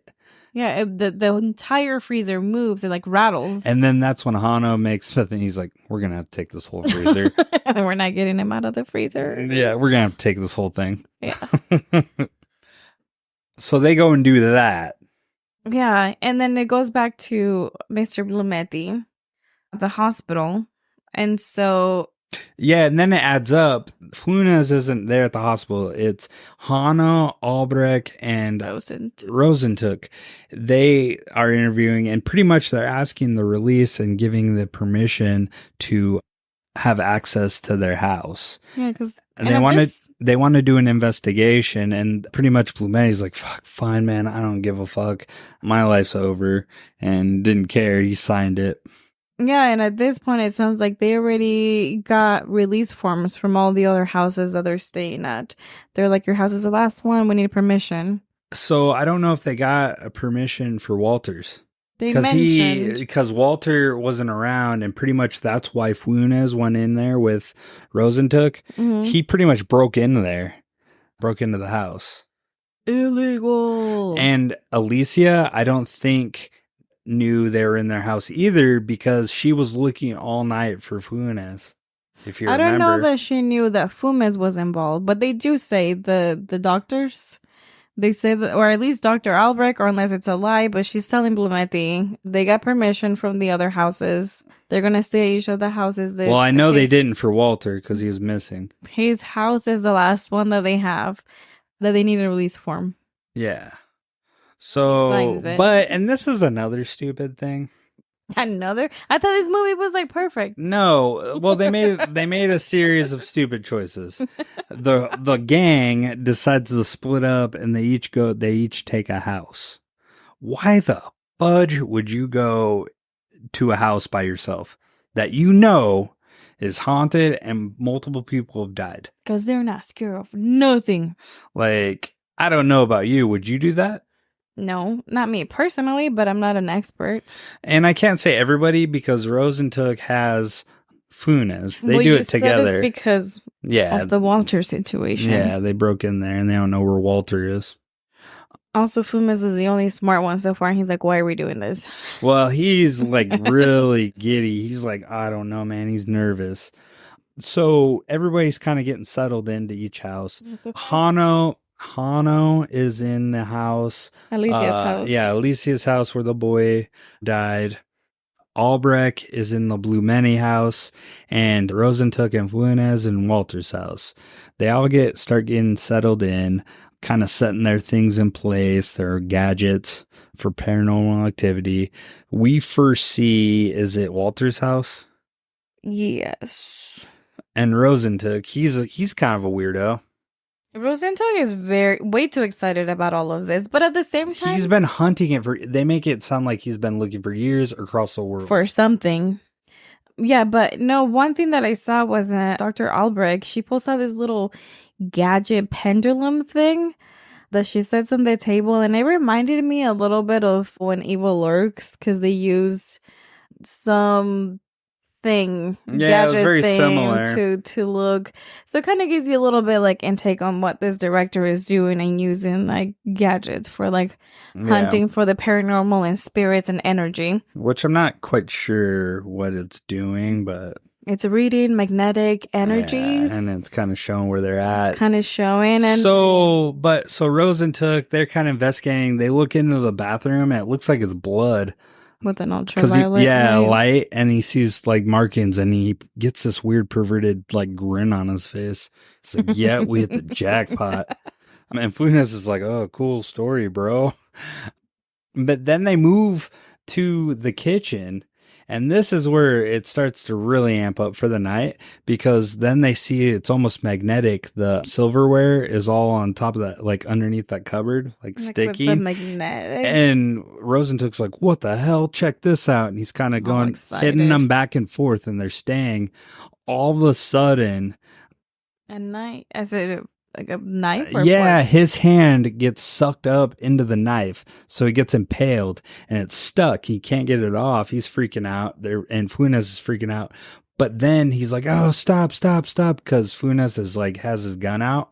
He's like, "Don't shoot! He's like, "It's sucking." Excited. But no, he's like, "It's sucking! And it does. It shows the ghost eating his blood, like up into the cupboard. Yeah, you can see the blood slowly moving up. And the two guys are like, what the fudge? And then that's when Funes has his gun still drawn. And then Rosentuck opens the cupboard and nothing's there. It moves. And, well, yeah. And then it shoots over. And then Rosentuck's able to get his hand free and gets the knife pulled out of his hand. Yeah. And that's when Funes is like, he calls Albrecht. He's like, hey, man, we got to get the hell out of here. He's hurt. This isn't good. And then Rosentuck's like, give me the phone. And he's like, I'm good. We found some shit. It's going down. And then she's like, okay, keep me posted. And that's when he's like, hey, man, I can feed you're scared. You don't have to be here, dude. Rosentuck tells Funes. Well, he also had already mentioned that he's like, straight up, I'm scared. And he talks about his health problems. He's retiring in like 2 months. Oh, and he has, coagulation, like, what is it? Hypophilia? I don't know. You're the blood expert. Yeah. Something like that. Hemophilia, where his blood can't coagulate right. So, he also has a hearing problem. And he starts having problems almost immediately. Like, it's slowly, like, building. Mm-hmm. But it's having an effect on him being in the environment. Yeah, and he also has a hearing aid because he has a hearing problem, which I thought it was interesting because when I was looking into his character, the actor in real life, he does have a hearing problem. I can't remember what it exactly it was, but he's had surgery and he really does use a hearing But aid. so the hearing's part of that though. So those problems are starting to amplify even more when he's around the environment, because then he takes the hearing aid off because it's starting to have issues. And then that's when Rosentuck's like, clean up the blood. We got to clean up the blood. Yeah, they made it a very important in So Walter's house. was the ghost eating the blood? That's why they needed to clean it up. They never say. So he's wiping it down. He's like, oh, fuck, I'm fine. I guess I will. He's on his hands and knees. And all of a sudden, he's cleaning the blood up. And then you see handprints and footprints. Blood, yeah, like something, whatever the demon is, this entity, has already stepped on Rosentuck's blood from when his hand got impaled. So that's when Fluminense is like, you know what? Fuck this shit. He calls Hano. And then Hano's like, whoa, whoa, whoa, calm down, man. Let's figure this out. Where are you at? And he's like, are you in the living room? Someone's in the living room. He's like, I don't know what you're talking about. But before that, Hano, they kind of move between the houses a little bit back and forth. Hano has been listening to these voicemails that keep coming in. Oh, yeah. And it's Sara, Alicia's friend. She keeps calling Benito's mom, the friend kid that went and tapped on the glass door. Yeah. And she keeps leaving voicemails and trying to get a Like, hold we of have to Alicia. talk. She's like, yeah. She's like, Benito was there picking up toys that he left behind. And he has a video on the phone, and it's really creepy. And that involves your son. It involves Fumes. And it's very urgent. She's like, I've been looking for you for days. Like, we need to talk. It's really important. And it's several times that she calls. Like, in this, it seems like it's building a short it up, span. building it up, because Hano doesn't know immediately. But that's when it captures it, when he hears that, like, oh, we have video of it. He's like, oh. Someone knows about, someone else out there besides, the investigative team and the police know about the kid. And then one thing that Dr. Albrecht says, and I think it's really important for the movie, she says fear is contagious, and that shit hit home. She doesn't say it. What's his name says it? Rosentuck.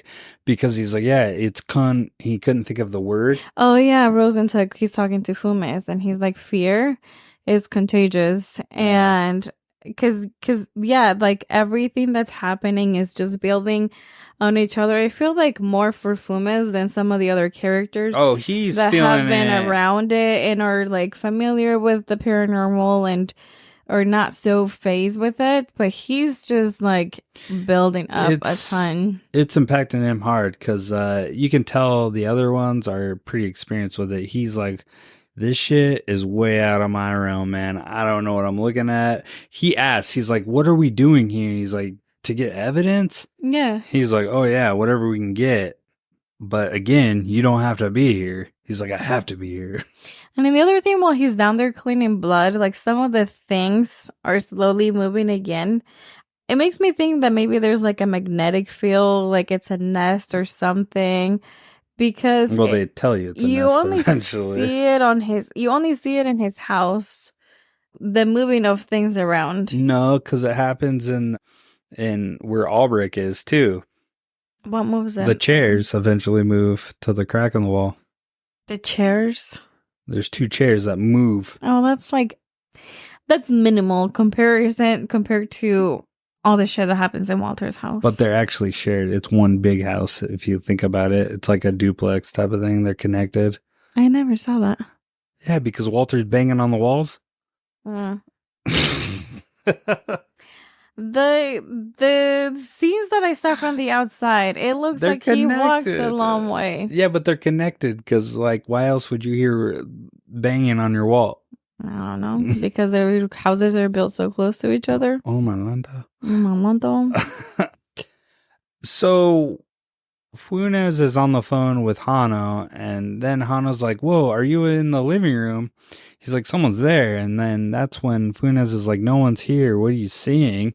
And then he's going back and forth looking between the windows, and it's going away. It's the same window that he's looking through? No, it's not. It's split.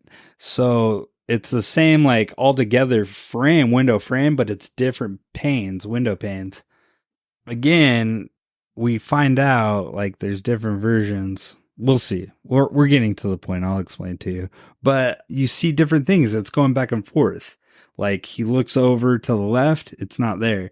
Looks to the right, the thing's there. But all he's doing is moving his body from one foot to the other. In the same window. Yeah. Hold on, guys. We're going to take a quick pause. We got to watch the friend, the scene, because she's looking very confused. We'll be right back. Okay, we're back, guys. We had to rewatch the scene. So we were talking about the same thing. We're just explaining it differently. He's sliding back and forth, looking at a window pane, going left to right, back and forth, back and forth. Would you agree? It's one big hole in the wall. It's a window. It's a window. Not a hole in the wall. It's a window. Mm-hmm. So it has different window panes, though, and he's going back and forth, and he's seeing the ghost thing. Would you call it a ghost? I don't know what to call it at this point. An entity. An entity? Because it clearly is physical. Yeah. And it's doing creepy movements on one side, and then it's not there, and he's still talking to Funes, and he's like, dude, I don't think this shit's for me, man. I think I could get out of here. And then he's like, dude, are you in the living room? And Funes is like, what the fuck are you talking about, man? Nobody's here. Yeah, he's like, there's a guy in the room next to you. He's right outside, and then he's like... Which, obviously, it's Rosentuck. Why wouldn't Funes be like, yeah, Rosentuck's fucking around somewhere? No, but I think maybe he was in a different, like, room position in the house. Because he's staying in the room right next... in the room with you. But, again, Hano, how does he know the layout of that house? He was never in that house. Well, we don't know that. It's implying that he has been in that house? No, but they don't really go into much of the detail whether they went into all the houses or not. I don't think they did. Okay. Listen, when I watch a movie, I need to know this. They need to explain this stuff. I know. Some of this, again, I think is because it was moving fast. Yeah. They just like jumped to, it was action, action, action. And we keep saying it. It does move pretty fast. But yeah, Fumes is like, no, there's like, in the room where he is, there's no one, like, where he is or the room next to him. And so then he's going back and forth, and they do an ultimate. This made me jump. Did it make you jump? Yeah. Then when he looks back over, the ghost or the entity now is in his face. And, right outside. And that's when you hear kind of Funes like hangs up the phone. He's like, whoa, Hano, what's happening? Yeah. And at this point, Albrecht gets a call from Funes, right? Yeah, because he's freaking out. He's trying to get someone, I think, to comfort him. Or no, he goes to see her first. But after that, though, it shows the machine. She's back in. And then because all this mysterious stuff's happening, the sink behind her starts making noise, and that's when the little machine thing stops. It's doing it. A little pendulum thing. Yeah, and then she looks and listens to the sink. You can't really hear anything though. No. And then there's the huge crack on the wall. Is that where they go to next? If you notice, that thing keeps getting bigger. I don't know, like every time we see it, you it's kept getting saying bigger that and bigger. when we were watching it. It keeps getting bigger because it was little when he was patching it, and then all of a sudden it was big, and then even bigger. Yeah. And she starts putting together because then she goes and looks at it and starts to investigate. Which, would you look in the hole in the wall? Fuck no. With all this shit going on? And is it her or is it Fumes that, again, this is another scene where things just kind of take another big step forward. And then they're like, we found him. It's underneath. It's empty, but it's not. So this is where Funes does. He's still with Rosentuck, and Rosentuck's like, I found him. He's below us. But it's not. Well, he is. He's like, he's below us. He's like, look. And then he shows him. He's like, nothing's here, but there is. Yeah. And then he shows his hand. He's like, look, it's different in dimensions. It's like different angles. He's like, you don't see it under the bed here, but come over here and check this out. And he has that weird, demented, perverted smile on his face. He's very excited. Like his eyes are so lit up, and they're excited that he found. I don't get the vibe that he's scared. No, not at all. And he's like, check this out. And he lifts the blanket up, and then you see the entity's feet. Yeah, he's like, darkness and light, they share. And yeah, he's like, I found the darkness and the light. And then at this point, Funes is like taken back. He's like, huh? He goes down there and he draws his gun again, and he looks. And that's when you see the entity look at him. I saw two faces. How many did you see? I seen two, too. There's one up close and another one like farther back under the bed. Yeah. Crawling, looking at him. Mm-hmm. And then that's when he's like, man, I've had enough.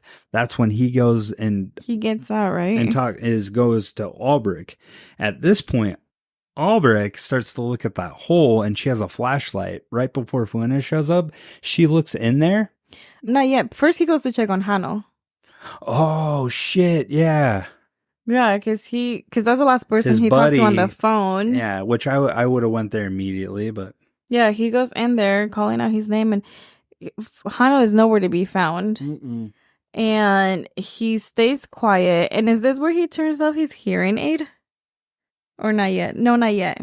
But he starts listening, and he hears like... No, he goes in there, he sees the glass on the ground, and then he's like, whoa. But then his ear thing starts going crazy. He turns it off, and then he starts hearing Hano scream.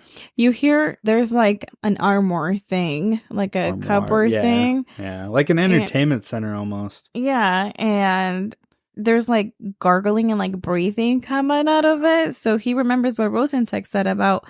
It's about how you look at things, the different dimensions. Again, his safety thing is having his gun. Yeah. And the gun does nothing, but it like gives him a sense of security. He opens the cupboard. He starts banging on there. There's nothing in there. Yeah, nothing's in the cupboard. So then he knows. Then he slides the thing away from the wall. Yep, and starts peeling the back off. And that's when you see Hano.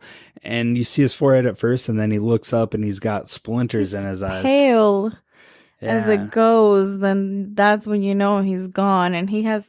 Was there still glass in his eyes? Splinters. Yeah. And he's like, help, I can't get out. Yeah, he's like, he's stuck in there, he's screaming. And that's when Funes is like, oh shit, I'm out of here. Yeah, he runs out of there, and his other alternative is Dr. Albrecht.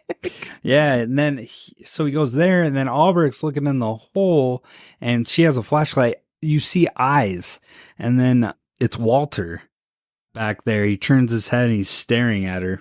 But, yeah, no, he's like, I need your help, Hano. Before that, he's like going on and on about Hano. And that's when she tells him, and she's like, you know what? You can't trust everything that you see. Yeah. And then she's still sitting by the crack. She's so calm about this. She's like, has a chair up to this hole, like she's reading a freaking book or something. No, so she's calm, investigating. She's like, Funes, you need to calm down, dude. You can't believe everything you're seeing right now. She also tells him, like, because he has blood on his hands. Well, he's like, I got blood. This isn't my blood. This is Hano's. Yeah, and he's like, this is Rosentuk's too. And she's like, you can't have blood in here. Yeah, she's like, you gotta clean that. Yeah, but you can't have blood in here, implying that they're gonna eat it or something. Yeah, something. That's the vibe I was getting. Which they don't like. They're not clear about why you can't have blood while they're investigating. I have a theory about this though, and it plays throughout the whole movie. Is there a reason why they don't attack him? I think it's because his blood. He has that blood disease. You think so? Yeah, because at this point, now Albrecht's like, oh man, this guy's clearly lost it. We got to stop. She tries to call Rosentuk and Hana and be like, hey, we got to call this off. We got to go. They're too involved. Yeah, we got to just call it off, come back later. And then there's the entity reaches out of the crack, which you could totally tell is going to happen. Grabs her, slams her head, and then breaks the neck. That was a fast kill. It was intense. And then clearly this has an effect on Funes. Yeah, he falls to the ground, and now his blood's coagulating, man. It's like he's like holding his heart. He's like, what's happening? And then you see a burnt figure crawling towards him. The entities or the things or... One thing is crawling. It's burnt, though. You can't really get a clear visual of it, but it's crawling towards him, and he's just rolling there, dying. Yeah, long, creepy hands with the long fingernails. Yeah, long. I would have run out of there so fast. But he couldn't. He was like having a heart attack. And is this. Yeah, so there's things coming out. He's really struggling, trying to like keep it together. He looks at his phone and it's dead. Yeah, and he's trying to keep it together, trying to stay composed. But then he ends be up like, passing "All right, how am I out, gonna get though. out?" It was so extreme. He ends up passing out. For a second. And then he wakes up and he crawls to the kitchen. Mm-hmm. And again, he gets by the sink and then you see hands go down over him. And then he looks up and it's that burnt figure again. Oh, yeah. And then he's on the fridge laying there and he looks out the window and it's Alicia. Creepily fucking looking in the window. Well, she has that look like, crazy dude, look. you motherfucker. I know shit. It's about to go down. Well, she comes in there pissed. And she's like, hey, I've been looking for you everywhere. You made me look crazy. You know, you took my baby away from me. You lied to me. You told me I was imagining things. And I saw a video and you guys took my kid and buried him with cement. And he's like, man, why we gotta bring up old shit? Like, why are we doing this? I'm having a heart attack. You gotta take me to the hospital. And her hands are dirty. Yeah. Her neck. And he's like, I gotta get out of here. You gotta help me. Take me to the hospital.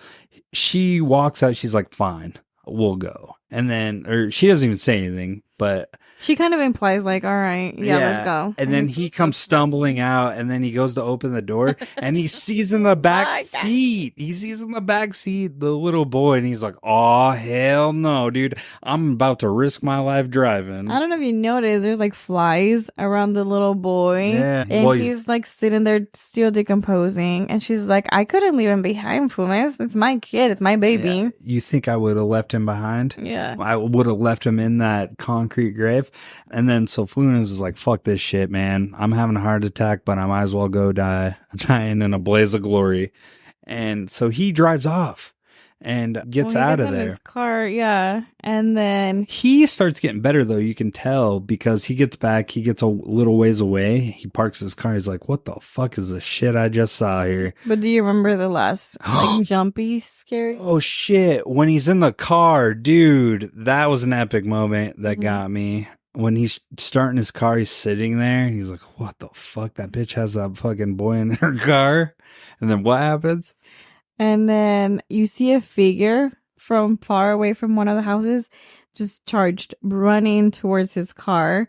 And then as it gets closer, it needs help. Help us. Dr. Albrecht, and she's running, but her neck's all twisted, just dangling her head's backwards. In the back, yeah.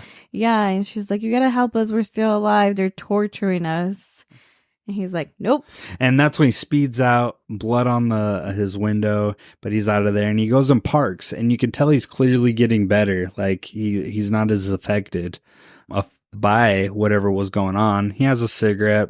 He's like, fuck, man, this is intense. He's little, the police radio starts going off. His walkie-talkie. Yeah, and then it's Guzman. He's calling them and he's like, hey, he's like, Alicia was here looking for you. She's been looking for you all night. Everywhere. And he's like, we told her where you were. Sorry, I know you didn't want anyone to know that you guys were working, in that neighborhood. Mm-hmm. He's like, but we told her, sorry we did, but I'm here now in the neighborhood and I'm looking for you. Your car's not here. Yeah, your car's not here. I don't see anyone anywhere.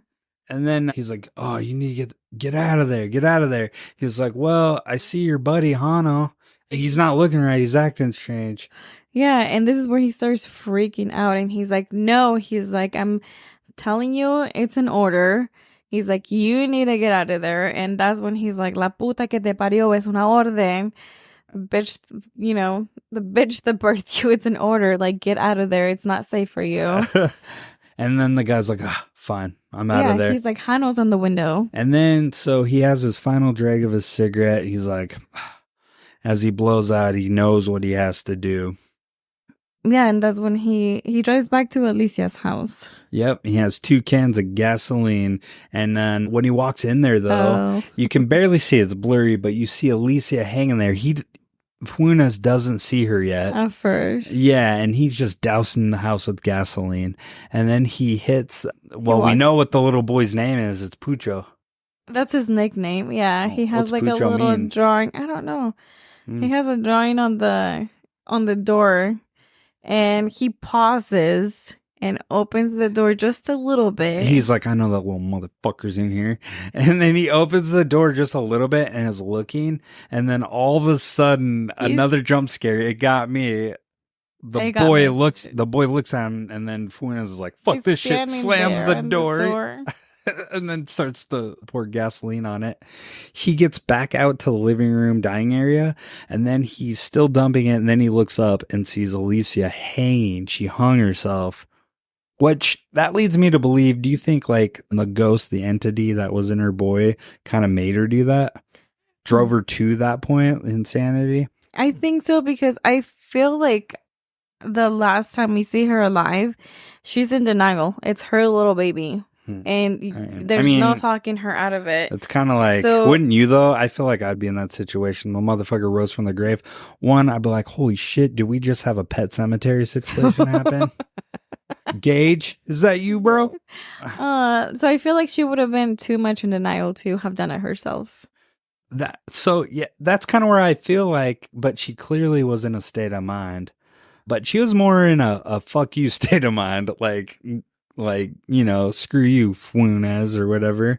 But she hung herself, and he feels bad about it. He's like, oh, man, I thought for sure she was going to reach out and, like, choke grab him, one last jump. But he continues to douse her in gasoline. He's like, fuck this.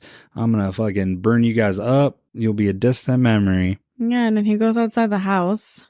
Starts looking for like matches or something to light up the house, and then he sees Hano's figure comes out from the house. His eyes look like they're burnt out. He never says anything. So he tries to light the matches, and then Hano's blowing him out. And he's like, what the fuck? He was blowing him out because it shows him blowing, and then he looks next to him. He's like, oh shit. Right there. And finally, he doesn't shoot his gun until this point. He points it and shoots it at the gasoline and lights the house on fire. Which in that neighborhood, it's pretty, like, you see in the beginning, it's a big neighborhood. Someone would have heard that. The shots, yeah. So yeah, he lights it on fire. And then at this point, what happens? I think that's it for this. And then it fast forwards. Oh, and then it goes back to Blumetti. Yeah, and so here's Blumetti. 3 new people in front of him sitting in the same room as were the ultimate frame job pulled off successfully by this entity. Yeah, and they're talking to him and they're like, Mr. Blumetti. And then this is where you see, like, again, fast forward, a whole year went by. Do you recognize these people? And there's a picture of Rosenbeck, Dr. Alec, Hano, and then Funes. Yeah, he's like, these people are trying to help us. And it wasn't Funes yet.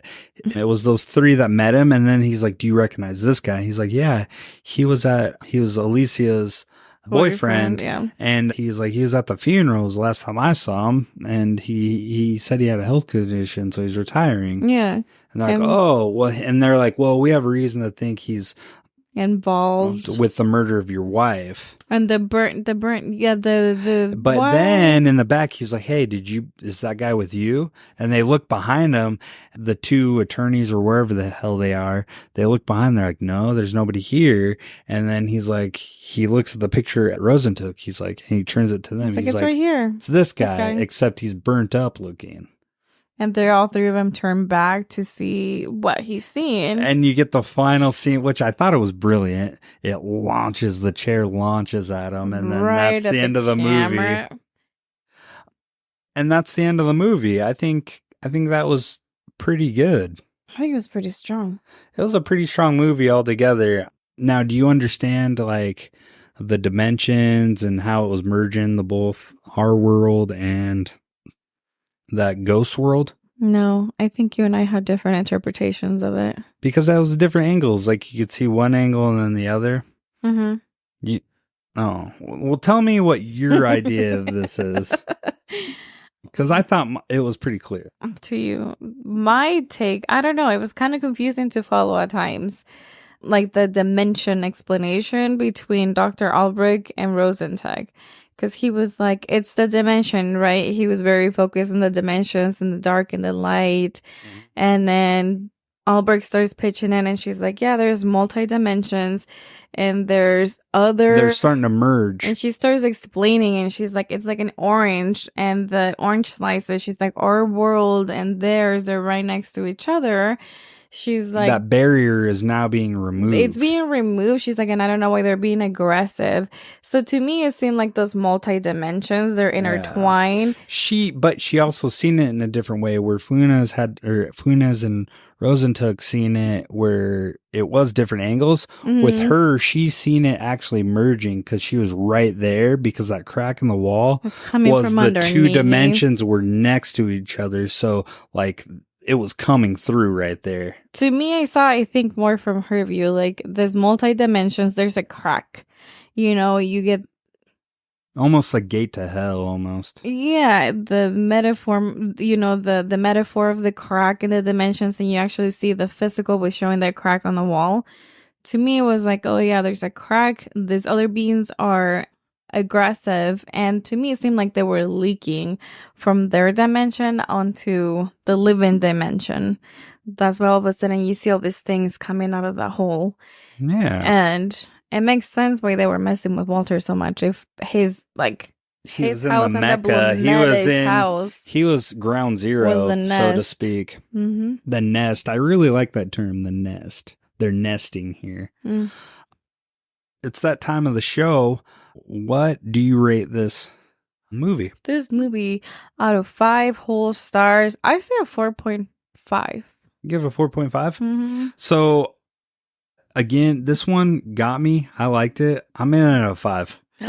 You're being so generous. Really? I'm kidding. This is your second 5 stars. I know, it's unreal. This one deserves it, I think, and I think you're right at 4.5 too. It could go either way right there, but they're so close. I think this is a fine movie, and it was, as far as horror movie goes, like this one is like it needs to get its roses, its props.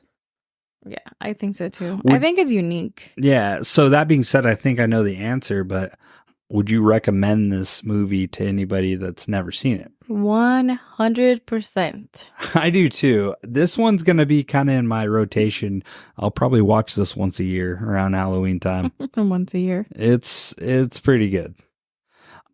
I was surprised to see when I looked up the IMDb. Did you look IMDb up? I looked a little bit. It didn't have... It had it was in the upper 80s for as far as like critics ratings, but it was in the lower 60s for audience ratings, which surprised me. Why do you think that is? I think, so the movie is, it would have to depend. The movie was in Spanish. Yeah, like the average rating was 6.5 out of 10. Unless, there's a lot of people out there who don't like subtitles. T-Rex hands or whatever. Yeah. And traveling T-Rex. Yeah. So mean. I don't know. Maybe the scares, maybe they didn't follow the story. Maybe, like we said, at times there's things that you were supposed to assume and they weren't explained all the way through as to why they were happening. I felt like it was pretty understandable, though. Like the movie, I could beat for beat. I could follow it really well. I don't know. Maybe it's just not everyone's cup of tea. I guess. If they like Insidious and Paranormal Activity, why the hell wouldn't they like this movie? Yeah. So, this movie, it really was. It had atmospheric and unnerving situations. It was innovative horror elements, effective jump scares, and tension. I felt a lot of the tensions, like as soon as that boy got hit by the bus, there on out, each character that crossed the street, and effective. They did this deliberately, made you think, like when Funes is having a heart problem going up to the car, I thought for sure he was going to get hit. And same with Hano a couple times. And then with the window scene where the ghost and Albrecht runs up to the window, after that, he's sitting in his car and they build that tension up like it's going to happen again. It never does, but that tension's there. Yeah. I thought that was really good. And I I still think this movie was engaging despite the language barrier. For non-Spanish speaking audiences, this film's impact was noted to transcend language barriers with its visual storytelling and horror elements being universally engaging and terrifying. That's kind of what I read. Universally. Universally. Yeah, and it drew a lot of comparisons, like we talked about earlier, to other genre greats. Other scary movies. Yeah, so I also, what was cool, I read talks of Guillermo del Toro doing an American version of this.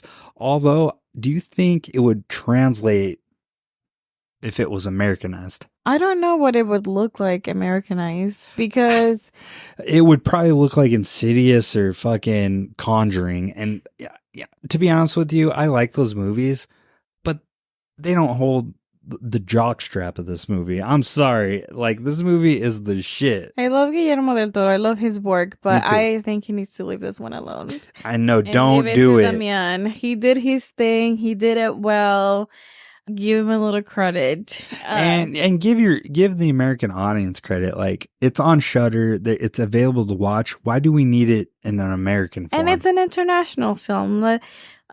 Someone was going on online about, proof that Latin countries are starting to develop better horror than your casual Hollywood productions. I think it also had an effect because of the culture. Yeah, I agree. And that not having main actors, I feel like in America they would have, like, Thor play in it.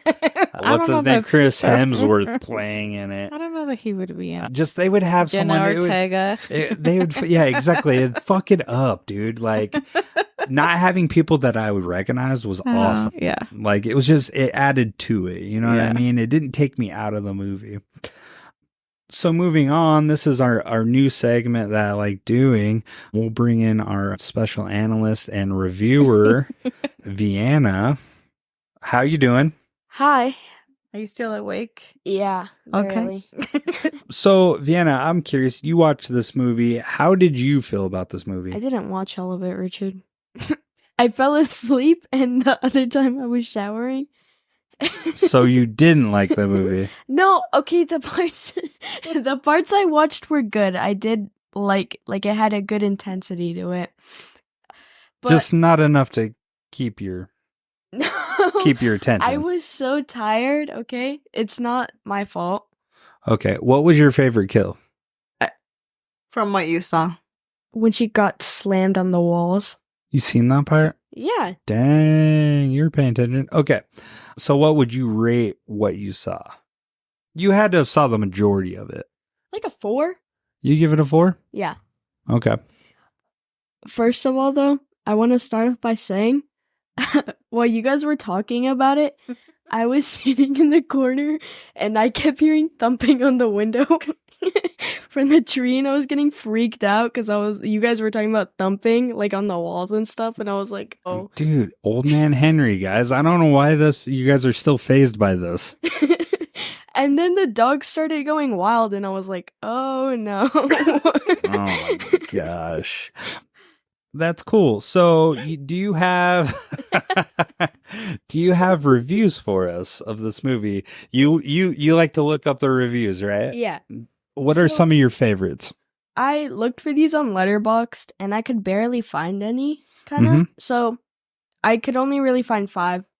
Someone said Scooby-Doo was scarier, 1 out of 10, which I don't agree with from what I saw. The fuck? Someone just said good, 3 out of 4. What? Extreme creepiness on a low budget, 10 out of 10. Mm-hmm. Horror fans should see this, 6 out of 10. Mm-hmm. And then someone else said, Buen cine de terror argentino, and they gave it 3 stars, and that roughly translates to a great Argentinian horror movie. I like it. So overall, I mean, it had mixed comments, it sounds like. Yeah. Scooby-Doo, get the hell out of here. Whoever that was, I mean, you're entitled to your opinion, but come on, man. Did you even give it a chance? Yeah. But that's cool. Moving forward, we put a poll out for the next movie, but what movie do you think we should watch next? I don't know. What? The whole truth. What's that? It's the one that I showed you the trailer. The Whole Truth? Yes. It's so good. Was that documentary looking one? No. Which one was the documentary? Oh, is it the foreign Yeah. Korean movie? Yeah. Yeah, talk into the mic, Angelus. She's not near the mic. Definitely in plays. I feel like we should stick in the Americas. Why? For this one, we've done our first foreign film, which is great. But let's do another one, bring it back to the States, and then we can venture back out. You want to watch your ST demon, huh? STDs? Yeah, no, it follows. You put that on the poll. I did not put that on the poll. Guys, Child's Play 3. Just saying. Which one Let's is cover the that. one? Child's Play 3.